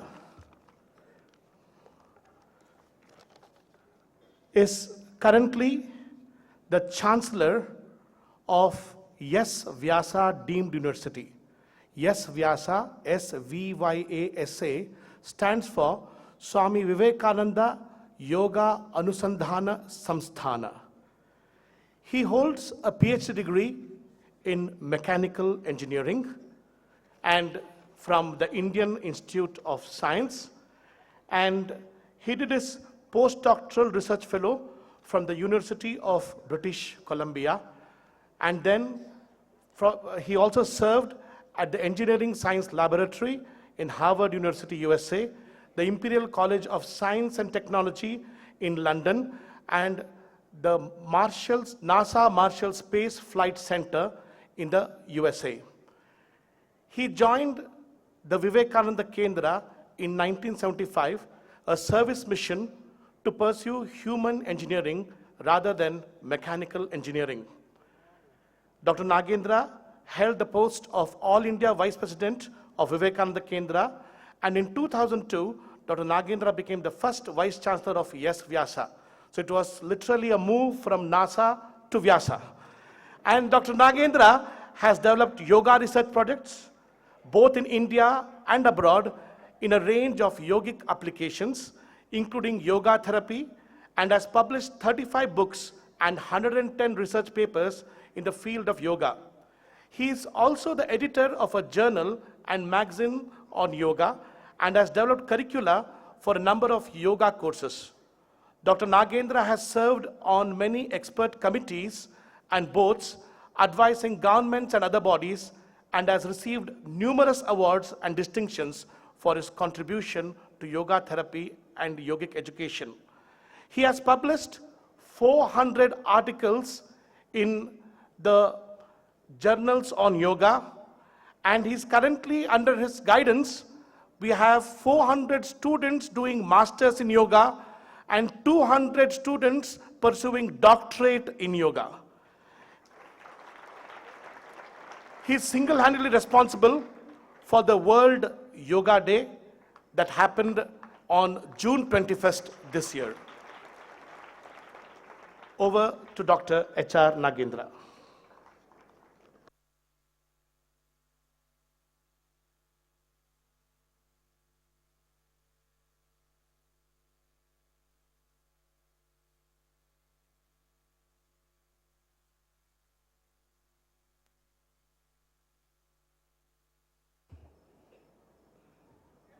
What a delight to see this Bhagavan's grace manifesting in such luminaries, bring about fantastic love and bhakti in all of us. It is so enthralling to see the grace descending through the wonderful Bhagavat that our Badrinarayan gave us, and the music from the disciple of Patamal. It was such a manifestation of the divinity. And I see the last 9 days of celebrations here have brought such luminescence, such grandeur, such love, such surrender in the hearts of people. Probably in the Prema Bhava, we ourselves can raise to the level of Prema by sharing, by giving and giving and giving without expectation of anything in return. It may be just the clothes or the food or the money or anything we can give. And that is the Prema Bhava. But raising to the next level of bhakti has the aspect of surrender. surrender to our Ishta Devata. And here I see that Ishta Devata in Bhagavan, Sathya Sai. And that process of surrender is a process of expansion. It's very difficult to surrender because to give up ego is the most difficult thing in the world. But if you understand, as Swami Vivekananda has said, surrender is expansion, it becomes easy to surrender. Surrender to whom? Surrender to Bhagavan, the grace of the total reality. And the process of surrender is a process of resonance. Just like you turn up your radio or TV to a particular station, say BBC, all the information will flow from there to here. Similarly, when we surrender, it's a process of resonance. And when we surrender and resonate with this Almighty, all those great things is going to flow into us. That's called the grace. There's a process of matching up frequencies. So, when we raise ourselves to the level of bhakti, through the process of sharing, giving, tyaga, with the bhakti, is the process of raising ourselves to the level of bhakti. As Krishna Bhagavan says, Patram, Pushpam, Phalam, Toyam, Yome Bhaktya Prayachati. Who gives this with the bhakti, the process of surrender. Seeing God in everyone. Serve man, serve God. As Sri Ramakrishna said, as Swami Vivekananda proclaimed. And this is what I saw in Bhagavan when I first met in 1965. And later on, repeatedly when I went with Bhagavantamji and his son, Ramakrishnaji, and we had such great experience.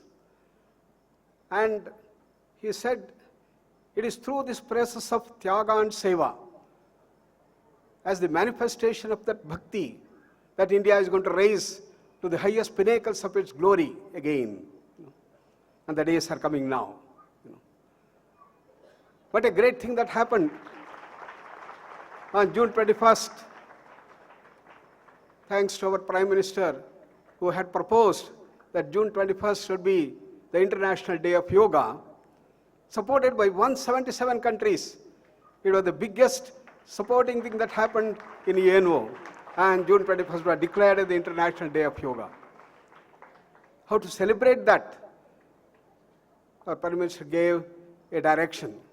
It should not be just a program of the government, but it should be the program of all the people of India, all over the world. And all the yoga institutions should come forward and join hands with a synergetic whole to make this a possibility. And it happened.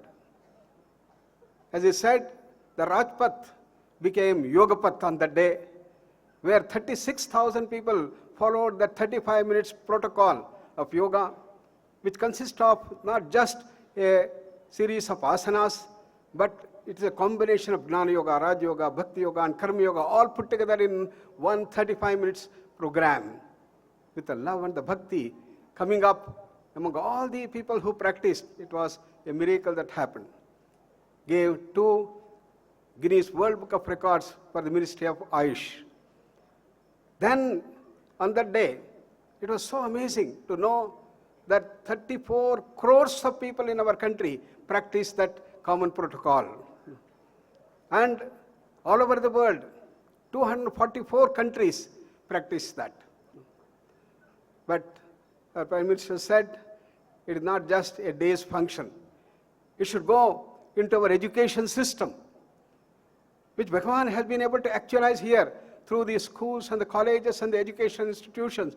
It should be spread all through every education institution in the country.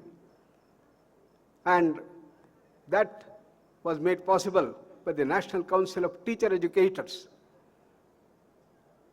As many of you may know, every year there are about 14 lakh teachers that are trained by the NCTE as teacher educators. And yoga has been made compulsory.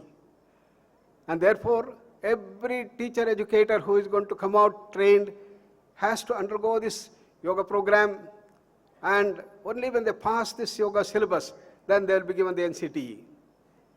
Similarly, in the school curriculum, we brought about the syllabus to bring in this dimension of prema bhava, to bring in this dimension of the bhakti, in the dimensions of scientific rigor, and see that it has been brought forth. And the 2 books that were launched by the NCERT and the 3 books that were launched by the NCTE on 22nd June by our HRD Minister, Srimati Smriti Irani, brought a new dimension to bring this yoga dimension into our education system. This is what Bhagavan wanted. This is what Swami Vivekananda had emphasized. We have to bring back that great grandeur of our ancient wisdom base into our education system. Education should not be merely cramming up of information that runs riot in the brain. It should be a man-making education. It should be a total personality development process. Education is the manifestation of perfection already in man, as he had said.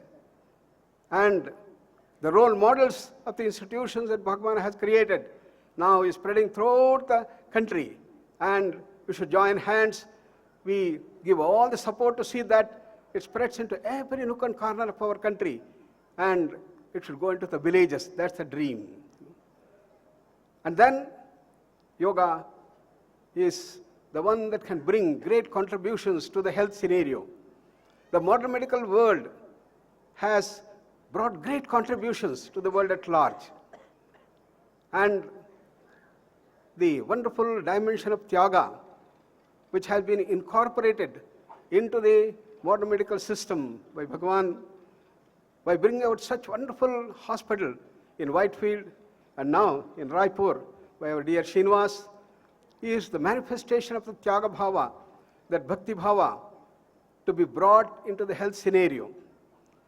But a new step has to further grow, to bring in this dimension of Indian wisdom base. In India, we had all this knowledge base in our yoga, in our Ayurveda, and the Ayush systems.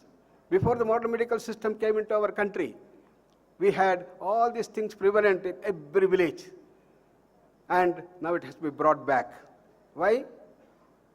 Not because it's only ancient, but because the escalating cost of treatment of modern medical world, particularly in dealing with non-communicable diseases, asthma, diabetes, hypertension, heart problem, epilepsy, migraine, irritable bowel syndrome, have surpassed the imagination of the modern medical world. And the matter-based paradigm that modern medical system uses is inadequate to solve these problems. It's only through the dimension of the Prema Bhava and the Bhakti Bhava that Bhagavan preached that we can go to the greater heights of a total integrative system. A holistic healthcare has to be brought forth. And that's what we have been doing over the last 40 years in our Arogya Dham. In Prashanti Kutiram, in our 100-acre campus, we have this 250-bed facility wherein we deal with all these most complicated modern NCDs and with such effectiveness which is almost unparalleled. And all based on scientific evidence research, having our collaboration with the biggest of the cancer hospitals of the world, with MD Anderson Cancer Center, similarly University of California and San Francisco, and many of the top hospitals of the world, we have collaborated and we have been able to bring forth the dimension of yoga therapy into these areas by evidence-based research. That's what we have to bring forth now. Therefore, we have to bring this dimension of holistic, integrated healthcare, which will help the world to have very cost-effective, effective healthcare system. And that's what we are progressing further, and the Department of Ayush, Ministry of Ayush, has pioneered in this thing, and we had a task force in which we had all the experts from not only the modern medical but all other Ayush systems to think in an out-of-the-box experience and brought out a wonderful report which we are going to actualize. with the support of our Prime Minister and the Minister of Health and Ayush, we hope that this new healthcare delivery system would come into operation and India should become the integrated healthcare destination for the whole world. And that only can serve. And at the base of that is the Bhagavan's teaching of love, compassion, and tyaga, and more than anything, the bhakti I mentioned. I'm so thrilled that this institution has grown to such great heights. And when I came here long ago, probably it was just a small building. And today I see the fantastic growth, thanks to Smurti and Madhuji and all these people working so hard day and night to make this. And Bhagavan Grace is working through them to make this institution such a great thing. And I'm very confident that this institution is going to be a pioneering institution to lead the world at large. Once again, should I say I'm very thankful to you? I'm just grateful to you for bringing me here today and to share with you some of the things that are happening around the globe. And thank you very much. Let the grace of Bhagavan descend more and more and bring all of us into the higher heights of our growth. Dhanyavad.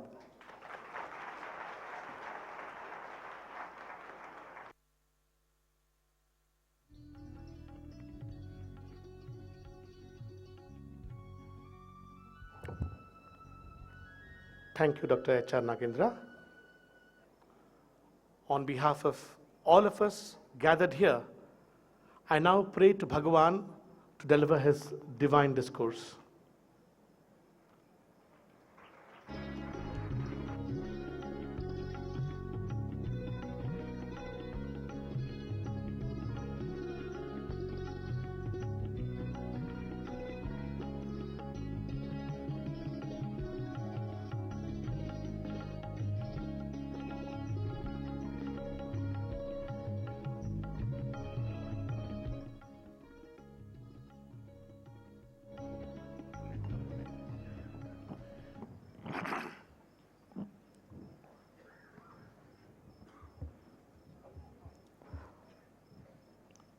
Om Shri Sai Ram.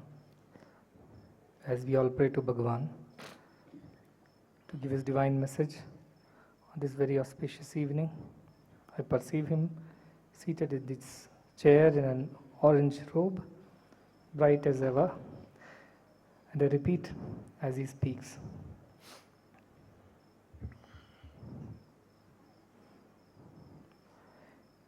నీటి యందు పుట్టి నీటినే తేలుచు నీటి ఎందటంగు నీటి బుడుగా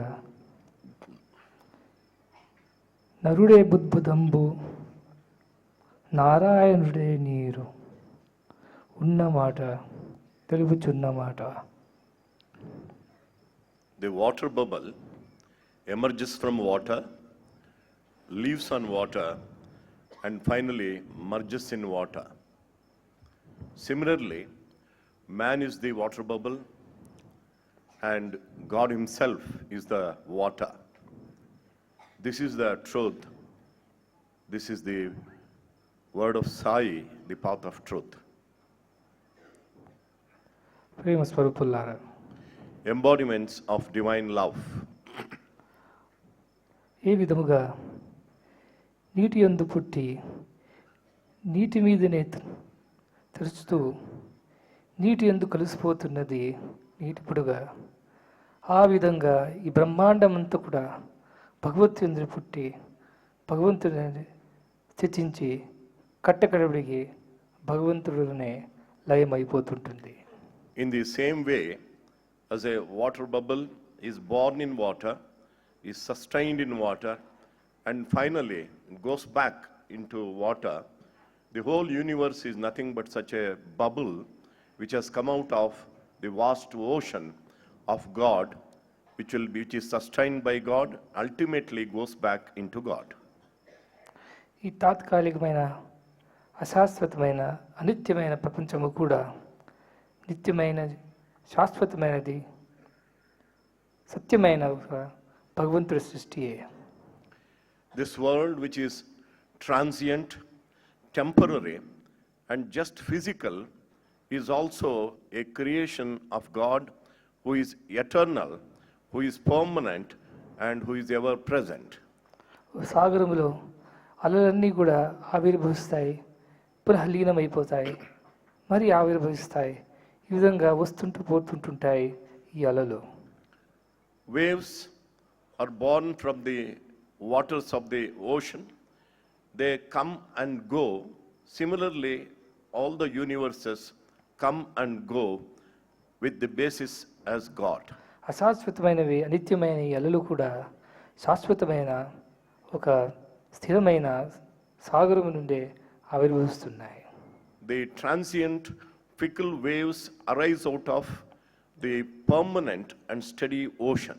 కానీ అవన్నీ కూడా ఓషన్కి ఒక అంగమే కానీ వేరే కాదు. All these waves are nothing but a limb of the ocean itself. దాన్నే పురస్కరించి అంతర్బహిష్ట తత్స్వరం వ్యాప్య నారాయణస్థిత చెప్తున్నది మన ఉపనిషత్తులో కూడా. Our Upanishads declare based on this truth that there is God pervading both inside and outside of everything. ఇది భగవంతుడు, అది భగవంతుడు కాదు అని చెప్పడానికి వీలు లేదు. There is no way you can say this is God and this is not God.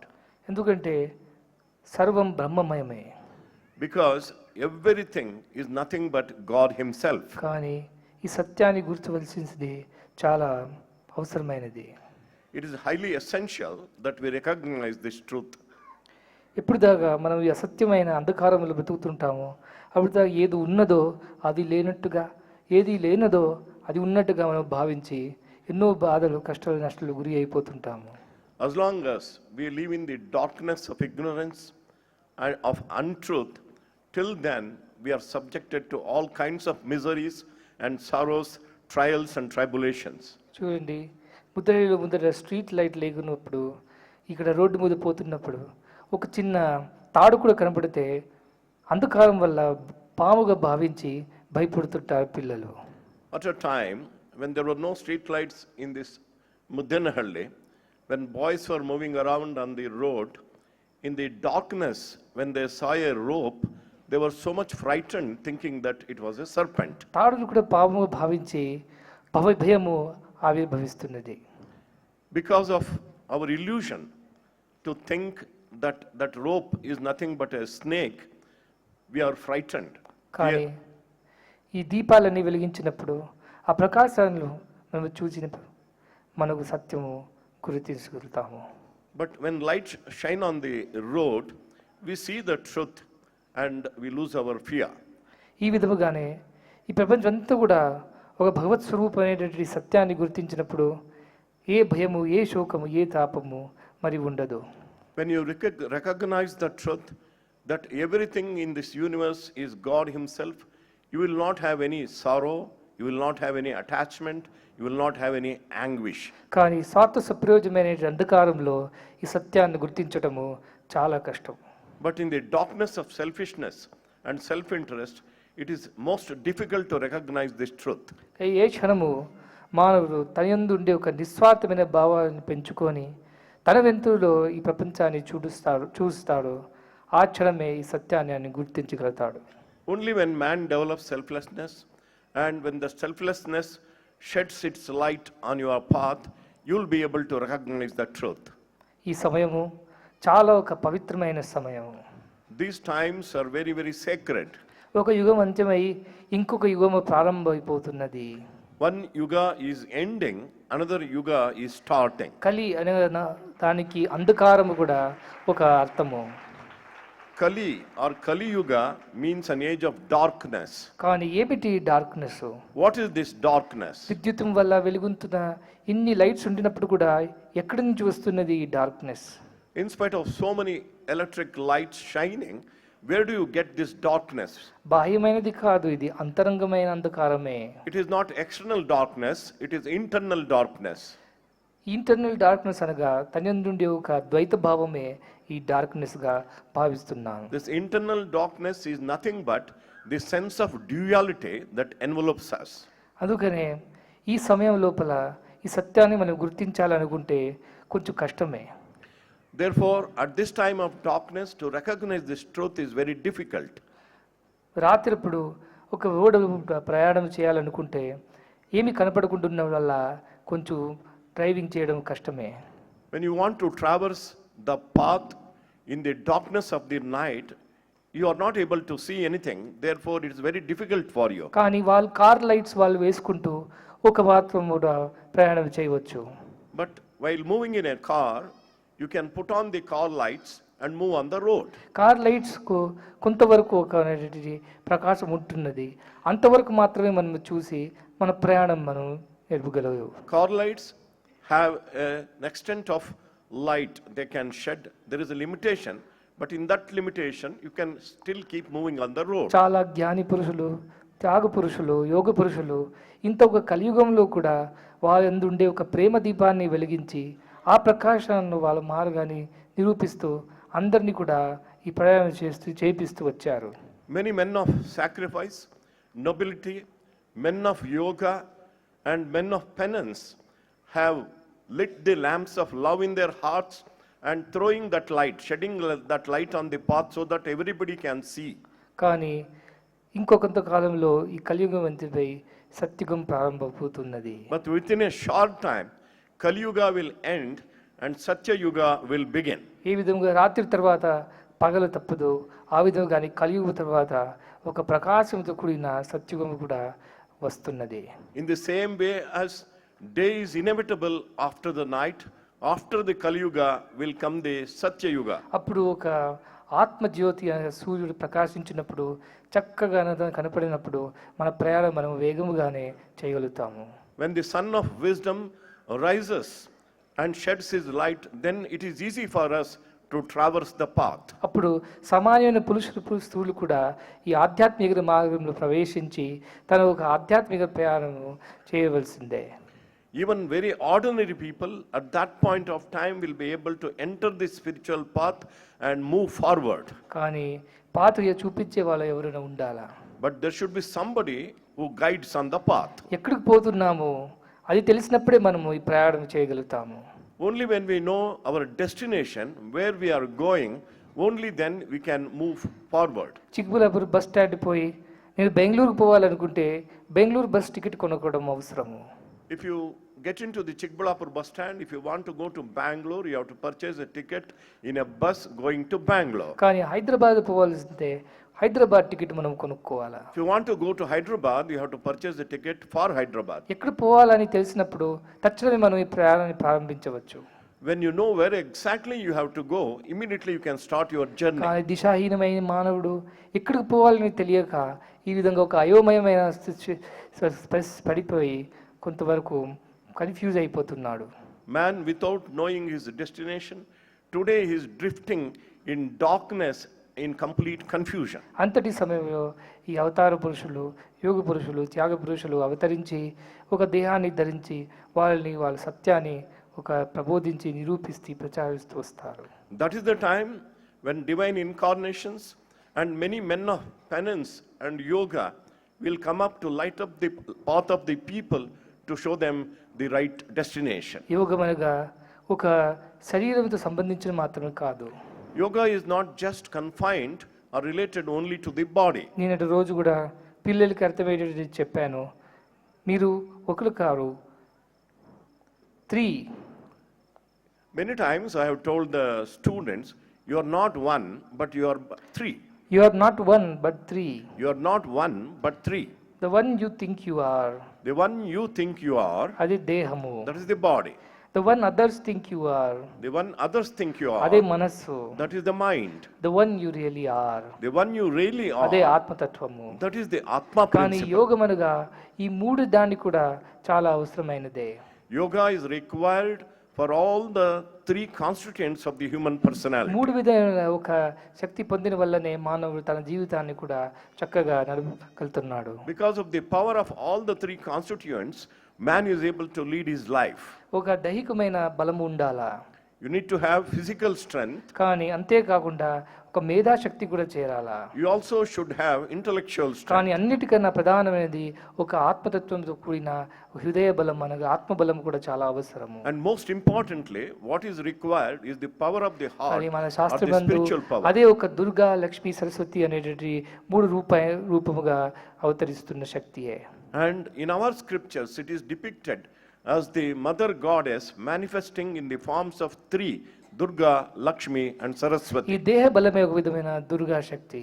The physical power is Durga. కానీ ఒక మేధాశక్తి అనగా ఒక మనోబలం అనేది Saraswati. The mental and intellectual power is Saraswati. కానీ ఒక ఆత్మబలం అనేది Lakshmi. The spiritual power is Lakshmi. అది లక్ష్మి అనగా ఏదో ధన సంపదలు, సుఖ సాధనలు, ధనగను కాదు. Lakshmi does not mean just material wealth and possessions and comforts and luxuries. నిజమైన మన సంపద ఏమిటి? What is our true wealth? ఆనందమే మన సంపద. Bliss is our true wealth. ఆ ఆనందం కూడా మనకు అందించినదే Lakshmi. And it is Lakshmi who confers on us this bliss. తన్ను మోక్ష లక్ష్మి అనగా కూడా మనము ప్రార్థిస్తుంటాము. That is how we pray to Lakshmi as the goddess of moksha, Moksha Lakshmi. కానీ ఈ యోగం కూడా మనకు చాలా అవసరమైనదే. Yoga is definitely required for చూడండి, us. దేహముకు, మనస్సుకు, ఆత్మకు మూడిటికి తగినట్టు అవసరమైనది యోగ గురించి నేను చెప్తున్నాను. I am telling you about yoga which is related to your body, mind and atma. మొట్టమొదటి యోగ కర్మసు కౌశలం. The first is yoga karmasu kaushalam. ఏ కర్మలు చేసి ఆచరించినప్పుడు కూడా అది ఒక కౌశలత్వంతో అనకు ఒక పర్ఫెక్షన్తో మనం చేసినప్పుడు అది యోగంగా మారిపోతుంది. Perfection in action is yoga. కానీ Whatever you do, if you do it perfectly, it is transformed into yoga. చూడండి, ఈనాటి దినము మన బయట దేశం నుంచి వచ్చే భక్తులు కూడా వేదము చెప్తున్నారు. And today we saw the young people from outside the country, from other countries came and chanted the Veda. ఇంత ఒక అవకాశం మనకు చిక్కింది. స్వామి ముందర మనం నిలబడి ఈ వేదం చెప్తాము అనుకున్నప్పుడు చాలా ప్రాక్టీస్ చేసి వాళ్ళందరూ వచ్చారు. Because they got an opportunity to chant Veda in the divine presence of Swami, they put in a great effort, sincere effort to practice. ఎందుకు ఇంత ప్రాక్టీస్ చేస్తున్నారు వాళ్ళు? Why are they practicing? అంత పర్ఫెక్ట్ గా స్వామి ముందర చెప్పాలనేది ఒకే ఒక ఆశతో వాళ్ళు ప్రాక్టీస్ చేస్తున్నారు. They had only one desire, we have to chant the Veda perfectly in the presence of Swami. ఈ విధంగా అన్ని కర్మలు కూడా మనం భగవత్ ప్రేమ నిమిత్తమైన ఆచరించినప్పుడు, సర్వకర్మ భగవత్ ప్రీత్యార్థం చేసుకున్నప్పుడు అన్ని కర్మలు కూడా పర్ఫెక్ట్ గా మారిపోయి యోగం అయిపోతాయి. When we offer all our actions and do all our actions perfectly and offer it for the love of God, then all actions will turn into yoga. అదే యజ్జుహోషి యత్కరోషి యదశ్నాసి దదాసి యత్పశ్యసి కౌంత్య తత్కురుష్వ మదర్పణం. Whatever you do, whatever you eat, whatever yagna you perform, whatever thing you give in charity, all that offer it to me. అందుకనే శరీర మాధ్యం ఖలు ధర్మ సాధనం. The body is the basis of all noble and charitable ఈ activities. భవసాగరం దాటిన ఒక నావ అనేటటిదే ఈ దేహము. This body is nothing but a boat given to us to cross over the ocean of కానీ ఒక samsara. బోట్ విరిగి ఉంటప్పుడు తాను కొన్ని రంధ్రములు ఉన్నప్పుడు ఏ మాత్రం కూడా మనము పోలేము. When the boat has some holes in it, definitely you can't traverse by that boat. అందుకని శరీరం మనం కాపాడుకోవడం కూడా చాలా అవసరం. Therefore, it is very essential that we protect the strength and stamina of the ధర్మార్థ body. కామ మోక్షార్థం ఆరోగ్యం మూలముత్తమం. Either for achieving any of the four goals of dharma, artha, kama and moksha, health of the body is very important. అందుకని body గురించి మనము భగవతిని ప్రార్థించినప్పుడు కూడా కొంతవరకు మనము యోగ సాధన ద్వారా దాన్ని సరిగ్గా చూసుకోవాలా. Definitely we can pray to God for good health of the body. At the same time, practicing yoga, you can maintain your physical strength and stamina. అంతేకాక ఈ దేహ ద్వారా ఏ కర్మలు కూడా మనం ఆచరించినప్పుడు అన్నీ కూడా భగవత్ ప్రీత్యార్థము భగవత్ అర్పణం గురించి చేసినప్పుడు అది కూడా పర్ఫెక్ట్ అయిపోతాయి.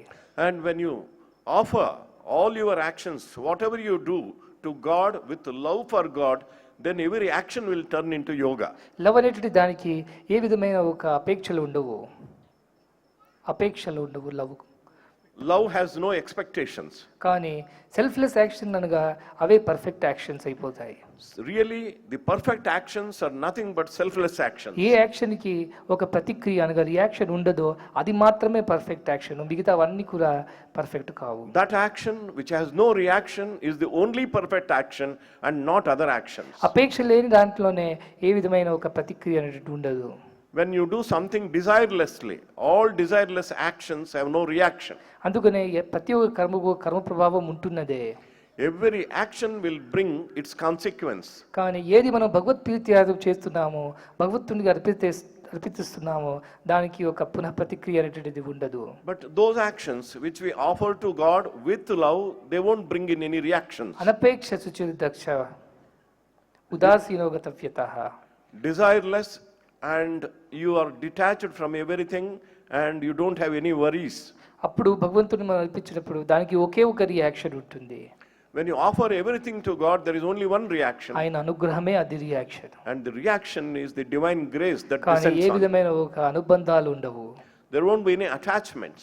అందుకనే ప్రతి కర్మలు మనం ఆచరించినప్పుడు ఈ దేహ ద్వారా మనం చేసినప్పుడు అన్ని కూడా మనము చక్కగా భగవంతుని అర్పించినప్పుడు అదే యోగ కర్మశు కౌశలం అయిపోతుంది. When we, whatever actions we undertake with this body, when we offer them to God with love, every action itself will become yoga. Body mind కూడా చాలా సూక్ష్మమైన సంబంధం ఉంటున్నది. There is a very intimate and subtle relationship between body and mind. అదొక విధమైన అవినాభావ సంబంధమే. The relationship is inseparable.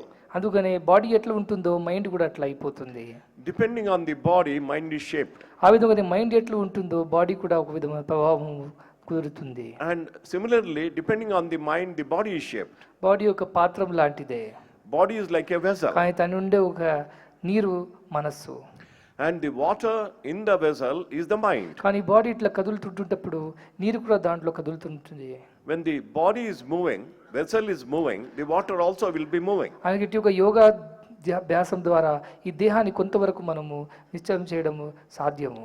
Through yoga, practice of yoga, you can make the body steady to a very great extent. కానీ body study అయిపోయినప్పుడు mind కూడా study అయిపోతుంది. When the body becomes steady, mind also becomes steady. ఏ విధంగా పాత్రలో ఉండే నీరు కదలకుండా ఉంటుందో ఆ విధంగానే ఈ కదులుతూ మనసు కూడా అచలంగా అయిపోతుంది. In the same way as water remains steady in a steady vessel, in a steady body, steady mind will be there. దాన్ని పురస్కరించి యోగ చిత్తవృత్తి నిరోధకః అని చెప్పారు. Depending on this, our scriptures have said yoga is nothing but subduing all the vibrations in the ఈ mind. మనసు చాలా చలమైనదే.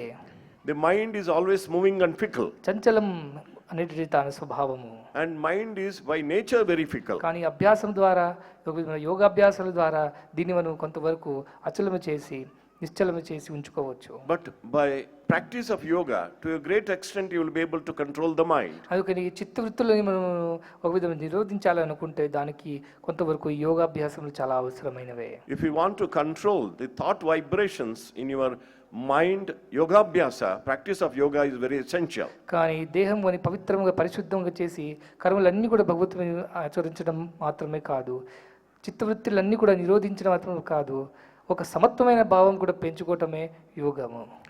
True yoga is not just attaining the steadiness and stamina of the body, or not even the little control over the mind, but most important is attaining equanimity of mind in all situations. సమత్వం యోగముచ్యతే.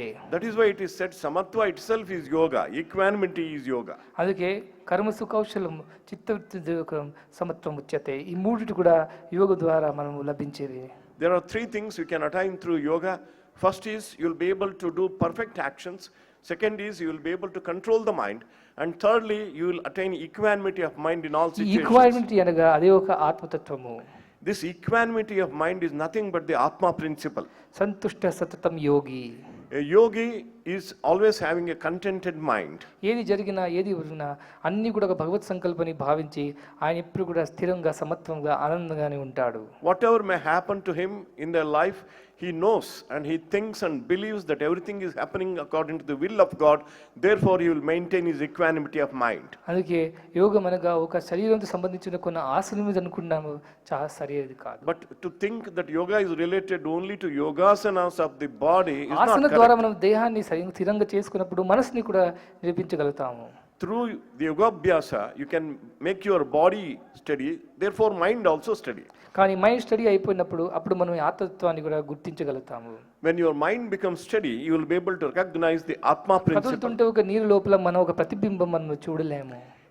In moving waters, you can't see your reflection. ఆ విధంగా చంచలమైన మనసు లోపల ఈ స్థిరమైన ఆత్మతత్వాన్ని దర్శించటము చాలా ఘనకార్యము. Therefore, it is not possible in the fickle mind to see the steady Atma. కానీ ఇవన్నీ కూడా మనం చేయాలంటే మొట్టమొదటి భగవత్ ప్రీత్యార్థం కావాలా. And if we want to achieve anything like this, first thing is you should love God and offer everything to God. చూడండి, ఆహార నిద్ర భయమైతునం చ సామాన్యమేతద్ పశుభిర్నరాణాం. Food, sleep, procreation and fear are common both to animals and human beings. ధర్మో హి తేషామధికో విశేషః ధర్మో విహీనం పశుభిః సమానః. Only dharma is that which distinguishes human beings from animals. అదే ఆత్మధర్మము. ఏదో ఒక హిందూ క్రిస్తుడు బుద్ధుడు అని చెప్పడం కాదు ధర్మము. అవన్నీ కూడా ఒక మతమే కానీ ధర్మము కాదు. Dharma is not the religion to say Hindu dharma or Christ dharma or Muslim dharma. కానీ ఒక ఆత్మధర్మమే నిజమైన ధర్మము. The true dharma is Atma dharma. అదే దివ్యమైన ఒక ధర్మము. It is the divine dharma. అదే పరోపకారమే ఆత్మధర్మము. And what is Atma dharma is nothing but helping others. మన దేహ ద్వారా, మనస్సు ద్వారా, ఇంద్రియుల ద్వారా, ఆత్మ ద్వారా ఎంతవరకు సాధ్యమంతవరకు అందరినీ ప్రేమించడము, అందరినీ సేవించడమే మన ధర్మము. Utilizing our body, senses, mind and our spiritual power to love everybody, to serve everybody, that is real dharma. అది మన ఒక సహజమైన స్వభావమే. That is our real nature. పరోపకారార్థం వహంతి నద్యః. And the rivers flow for helping others. పరోపకారార్థం ఫలంతి వృక్షః. The trees yield fruits for helping others. పరోపకారార్థం దుహంతి గావః. And the cows yield milk for helping others. పరోపకారార్థం ఇదం శరీరం. The body is given to us to help others. పర ఉపకర మూడు ఉన్నది పరోపకార. In the word paropakara, there are three things: para, upakara. పర అనగా భగవంత తత్వమే. Para means the God principle. పర అపర అని రెండిటి ఉన్నాయి. There are two things, para and apara. అందుకే పరం అనేటువంటిది ఒక పరహితంలో చేసిన పనులు అని భగవత్ నిమిత్తం చేసిన పనులే పర. Para are those actions which we involve in to help others and serve God. That is really para. ఉప అనగా దగ్గర చేయటము. Upa means take you near. కర చేయటము. Kara means that does it. ఏ కర్మలు మనకు భగవంతుడు దగ్గర చేస్తున్నాయో అవే పరోపకారము.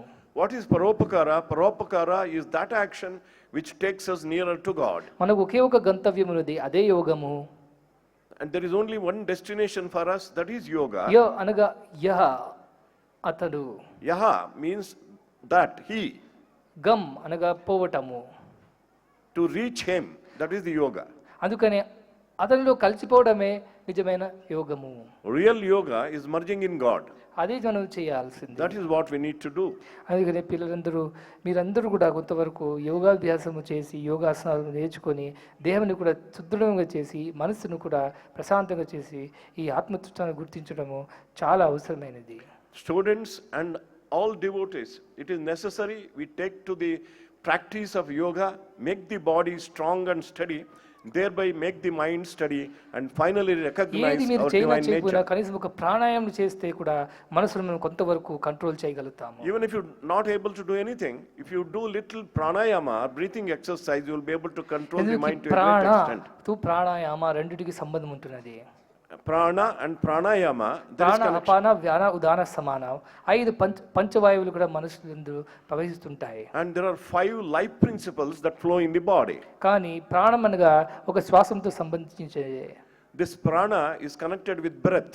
అదే ప్రాణవాయు అంటాము. That is what we call pranavayu. కానీ మనం శ్వాస నిశ్వాసం చేసినప్పటికీ దాని ద్వారా మనసుకి చాలా ఒక శక్తి అందుతుంటుంది. When we do the inhalation and exhalation properly, the mind derives power from that. మనసు ప్రశాంతంగా ఉంటున్నప్పుడు కూడా మన శ్వాస నిశ్వాసం కూడా నెమ్మదిగా జరుగుతాయి.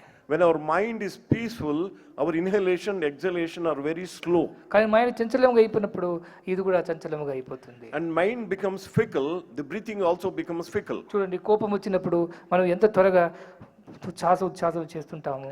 You see, all of you know, when you get angry, your inhalation, exhalation are very quick and fast. ఒక నిజంగా చెప్తే ఒక ట్రైన్లో జరిగిన ఇంజిన్ లాగా మనం శ్వాస నిశ్వాసం జరుగుతుంటుంది. It is like the work of a railway engine, the inhalation, exhalation takes place. కానీ మనసంతా ప్రశాంతంగా ఉండినప్పుడు, ఇంతటి ఒక సత్సంగంలో చేరినప్పుడు, భగవద్ భజనలు విన్నప్పుడు చాలా నెమ్మదిగా జరుగుతుంది శ్వాస నిశ్వాస.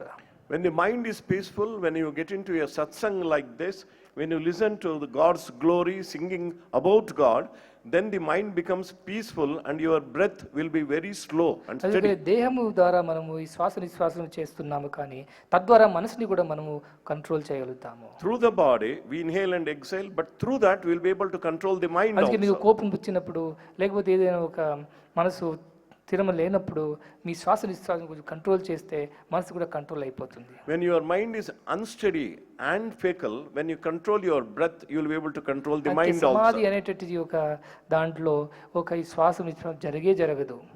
And in the ultimate state of samadhi, communion with God, even breathing will stop. ఇందుకు మనసు అనేటిదే లేదు. Because there is no mind in that state. మైండ్కి వాయువుకి సంబంధం ఉంటున్నది. There is connection between mind and wind. కానీ మనోలయ అయిపోయినప్పుడు, మనోనాశనం అయిపోయినప్పుడు, ఆ భగవత్ అనుభవం చేరినప్పుడు ఈ మనసే లేదు, అందుకని ఈ శ్వాసం కూడా అవసరం లేదు. When mind ultimately merges or vanishes, then actually there is connection between the mind and this breathing. Finally, there won't be any breathing at all. అందుకని ఈనాటి దినము చాలా గొప్ప వాళ్ళందరూ కూడా ఇక్కడ వచ్చి ఇంత మంచి మాటలన్నీ మిమ్మల్ని నేర్పిస్తున్నారు. చక్కగా విని మీరు దాన్ని నేర్చుకోవాలా. Many great souls have come here today and they are telling you such wonderful, noble things. All of you should learn them. కానీ ఆయన కూడా ఒక యోగ గురువు ఉన్నాడు. And even Mr. Nagendra, Dr. Nagendra also has a yoga guru. గురువు వినా జ్ఞానం న లభ్యతే.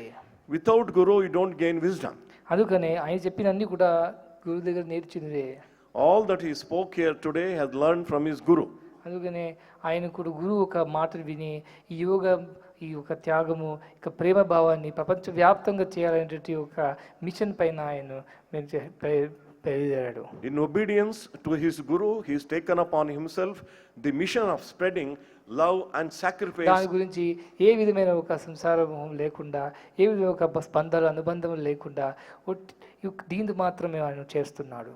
He has a single pointed mission of this yoga and he has not got any family encumbrances. All the time he is involved in this వసుదైవ work. కుటుంబకం. Whole world is his family. అంత family ఉన్న విశాలమైన హృదయంతో ఉండిన వాళ్ళే. For broad-minded people, the whole world is their family. అందరు మనవాళ్ళని భావిస్తుంటారు. And we have to think that everybody belongs to us. అందుకని ఆ ఆత్మతత్వాన్ని చూసి సర్వం బ్రహ్మమయం అని అనుభవించాలనుకుంటే మొదటి నేను అనేటటువంటి నుంచి మనము అనేటటువంటి మనం పెంచుకోవాలి. If you want to attain the divine consciousness and enjoy that bliss, first you have to move from I to we, from mind to ours. I to we to he.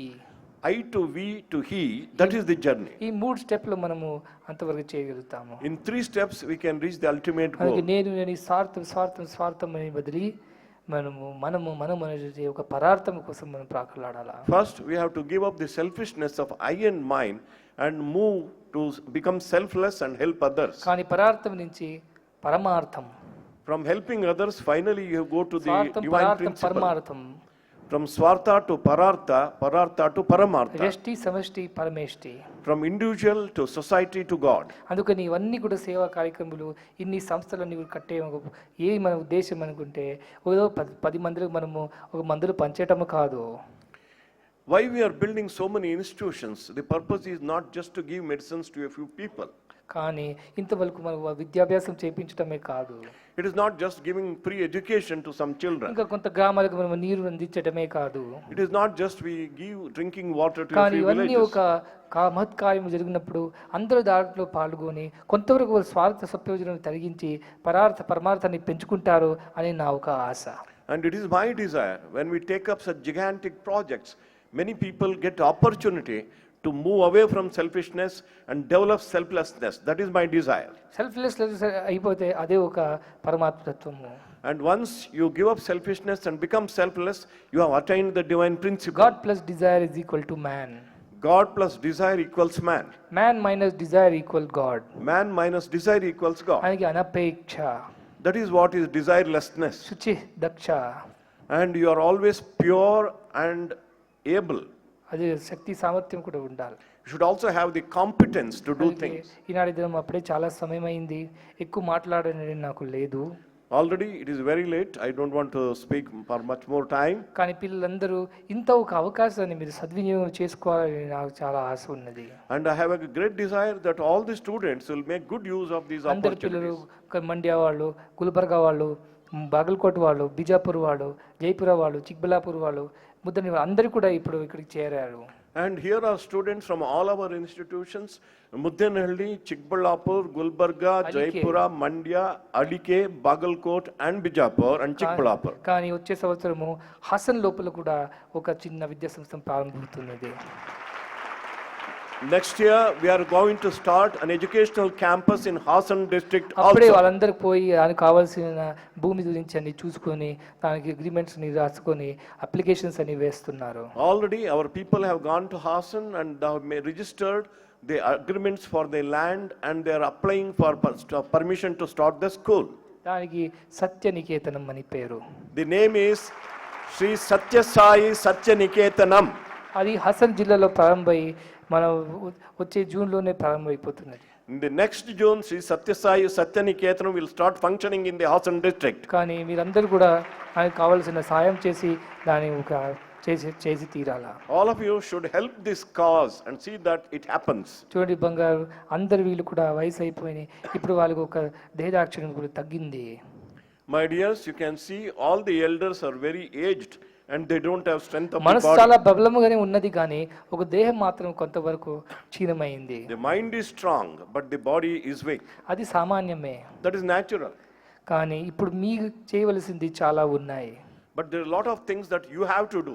మీకు దేహబలము, మనోబలము, ఆత్మబలము మూడు కూడా ఉండినప్పుడు దాన్ని చక్కగా సద్వినియోగం చేసుకు హ్యాండ్, హార్ట్ మూడు కూడా వాడుకుంటూ ఈ సేవల్లోనే మీరు చేరండి. And now your hands are strong, head is strong, and also heart is strong. Use all these powers to serve this society. అందుకనే ఒక పొట్ట కోసం ప్రాకులాడమే ఈ విద్య ఒక గంతవ్యం కాదు. The goal of education is not eking out our livelihood. కానీ education is for life. Education is for life, not for mere living. not for a mere living. తరచు చదువు తర్కవాదమే కానీ పూర్ణ జ్ఞానం ఎప్పుడు పొందలేదు. You get only useless knowledge and get into argumentation by learning that kind of education which will not give you light. కానీ చదువులన్నీ చదివి చావంగ నేటికి చావలేని చదువు చదవవలయు. What is the use of learning all education which ultimately leads you to death? You have to learn that education which will lead you to immortality. అదే ఆత్మ విద్యానాం. That is the Atma Vidya or spiritual education. అదే నిస్వార్థమైన విద్యానాం. That is selfless education. అది మీరు ఇక్కడ నేర్చుకోవాల్సిందే. That is what you have to learn. మీరందరూ కూడా చాలా ఒక అదృష్టవంతులు. You are all very fortunate ఇంత people. మంచి టీచర్స్, పెద్దవాళ్ళు అందరూ కూడా చేరి వీళ్ళందరికీ చాలా కావాల్సిన సహాయం చేస్తున్నారు. And so many teachers and elders have got together to help you here. అంతే కదా, వాళ్ళు చేసిన పనులు ఇంతమంది భక్తులు కూడా పాల్గొంటున్నారు. And because of their good work, so many devotees are also able to gather వాళ్ళందరూ here. వాళ్ళ ఆస్తి పాస్తి సంపదలన్నీ కూడా అమ్ముకొని స్వామి ఒక కార్యంలో ఆహుతి వేస్తున్నారు. All these people are even selling their properties and offering it at the altar of the fire of selfless ఇంత service. పెద్ద ఒక యజ్ఞం జరగాలనుకుంటే కూడా వాళ్ళ ఒక కేరళ వాళ్ళందరూ కూడా వాళ్ళ ప్రాపర్టీ అన్ని అమ్మేసుకొని ఆ డబ్బులన్నీ కూడా దీంట్లో సద్వినియోగం చేసుకోవాలని స్వామికి అర్పితం చేశారు. Even if this magnificent yaga and yagna had to take place, one family from Kerala, they sold all their properties, offered it at the lotus feet of Swami. అంతే, ఇంత ఒక నిస్వార్థమైన పనులు జరిగినప్పుడు అందరూ కూడా ఈ స్వార్థ భావం పెంచుకోవాలా. And when such selfless programs and projects take place, all others also should develop that selfless feeling. కానీ దాంట్లో మన ప్రభుత్వము, మన పెద్దవాళ్ళు, ఇంకా ఒక పిల్లలు, తల్లిదండ్రులు, టీచర్స్ అందరూ కూడా సమన్వయం కావాలా. In this kind of work, the government, the people, the children, elders, everybody should get together. అది ఏకమత్యం ఉన్నప్పుడే ఇవన్నీ కూడా మనం చేయగలుగుతాము. You can achieve anything with unity. అందరూ కూడా ఇంత ఒక అవకాశాన్ని సద్వినియోగం చేసుకుంటూ మంచి మాటలన్నీ నేర్చుకుంటూ వాళ్ళ జీవితంలో అది పరివర్తిస్తూ దాని ద్వారా వాళ్ళు ఆనందాన్ని లభిస్తారు అంటే ఆశీర్వాదం అనుగ్రహంతో ఈ నవరాత్రి జరిగే పూజలన్నీ కూడా ఇప్పుడు ఆగిపోతున్నాయి. రేపటి దినము విసర్జనం కూడా జరుగుతుంది, పూర్ణాహుతి కూడా జరుగుతుంది. అందరూ కూడా పొద్దున్న రండి. ఇది ఒక కలియుగ అంత్యము, సత్యుగ ప్రారంభము, చాలా ఒక పవిత్రమైన సమయము. దాంట్లో మీరు అందరూ పాల్గొని లభించండి. I aspire that all of you utilize the opportunities given to you, put them to good use, and the Navaratri celebrations are coming to an end, and tomorrow is the day when Kali Yuga ends and Satya Yuga begins.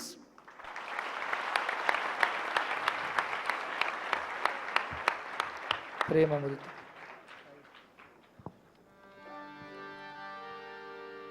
प्रेम मुदित मन से कहो राम राम राम, राम राम राम, राम राम राम, श्री राम राम राम। प्रेम मुदित मन से कहो राम राम राम, राम राम राम, राम राम राम, श्री राम राम राम। प्रेम मुदित मन से कहो राम राम राम, राम राम राम, राम राम राम, श्री राम राम राम। प्रेम मुदित मन से कहो राम राम राम, राम राम राम, राम राम राम, श्री राम राम राम। पाप कटे दुख मिटे लेते राम नाम, पाप कटे दुख मिटे लेते राम नाम। भव समुद्र सुखद नाव एक राम नाम, भव समुद्र सुखद नाव एक राम नाम। परम शांति सुख निधान दिव्य राम नाम, परम शांति सुख निदान दिव्य राम नाम। निराधार को आधार एक राम नाम, निराधार को आधार एक राम नाम। परम गोप्य परम दिव्य मंत्र राम नाम, परम गोप्य परम दिव्य मंत्र राम नाम। संत हृदय सदा वसत एक राम नाम, संत हृदय सदा वसत एक राम नाम। मात पिता बंधु सखा सब ही राम नाम,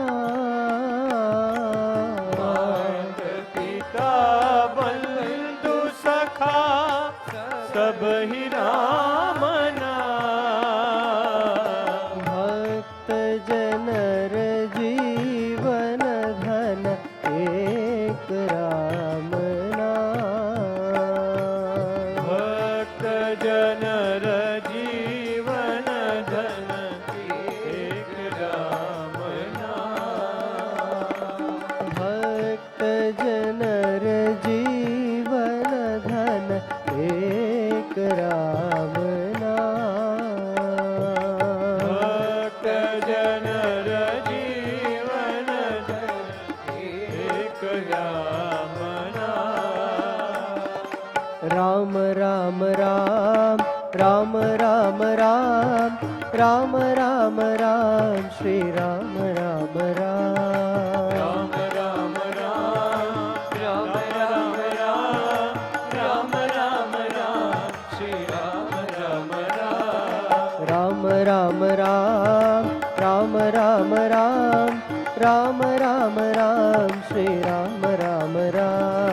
राम राम राम राम राम राम राम राम राम श्री राम राम राम।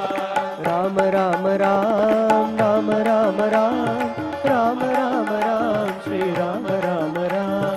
राम राम राम राम राम राम राम राम राम श्री राम राम राम। राम राम राम राम राम राम राम राम राम श्री राम राम राम। राम राम राम राम राम राम राम राम राम श्री राम राम राम। राम राम राम राम राम राम राम राम राम श्री राम राम राम।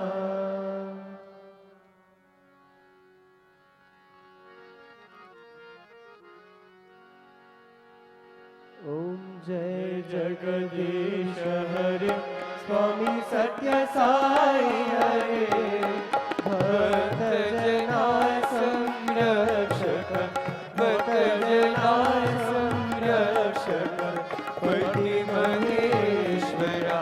ओम जय जगदीश हरे।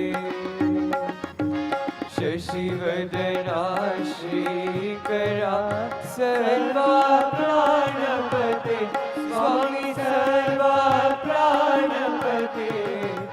आश्रित कल्पलतिका आश्रित कल्पलतिका आवद्बान्धवा। ओम जय जगदीश हरे। माता पिता गुरुदैवम मरियन्तयु नीवे स्वामी मरियन्तयु नीवे। नाद ब्रह्म जगन्नाथा नाद ब्रह्म जगन्नाथा नागेन्द्राश्रयणा। ओम जय जगदीश हरे। ओंकार रूप ओजस्वी ओ साई महादेवा सत्य साई महादेवा। मंगल आरती अंतुक मंगल आरती अंतुक बंधर गिरिधारी। ओम जय जगदीश हरे। नारायण नारायण ओम सत्य नारायण नारायण नारायण ओम नारायण नारायण ओम सत्य नारायण नारायण ओम सत्य नारायण नारायण ओम जय सद्गुरुदेवा। नारायण नारायण ओम सत्य नारायण नारायण नारायण ओम नारायण नारायण ओम सत्य नारायण नारायण ओम सत्य नारायण नारायण ओम जय सद्गुरुदेवा। नारायण नारायण ओम सत्य नारायण नारायण नारायण ओम नारायण नारायण ओम सत्य नारायण नारायण ओम सत्य नारायण नारायण ओम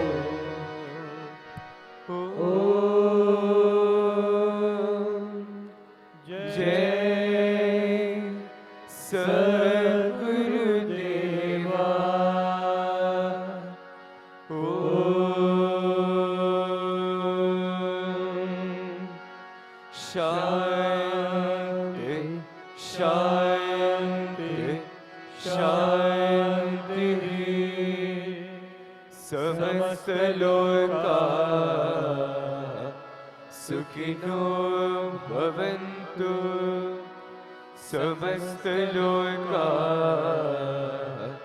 सुखिनो भवन्तु समस्त लोका सुखिनो भवन्तु ॐ शान्ति शान्ति शान्ति जय बोलो भगवान श्री सत्य साई बाबा जी की जय।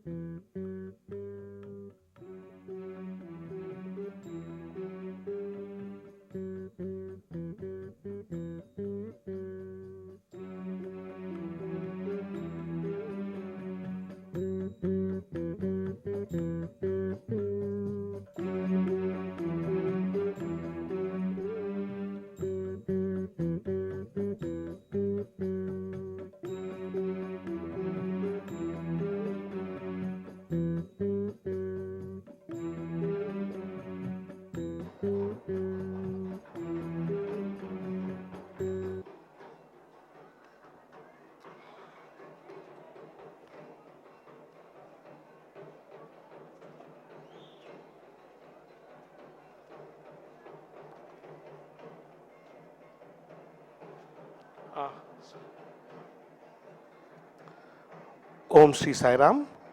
I have a few important announcements to make. Tomorrow on Vijayadashmi, we have the Gayatri Homam in the Sri Sathya Sai Hridaya Mandir and the Purnahuti of the Athi Rudra Maha in this venue.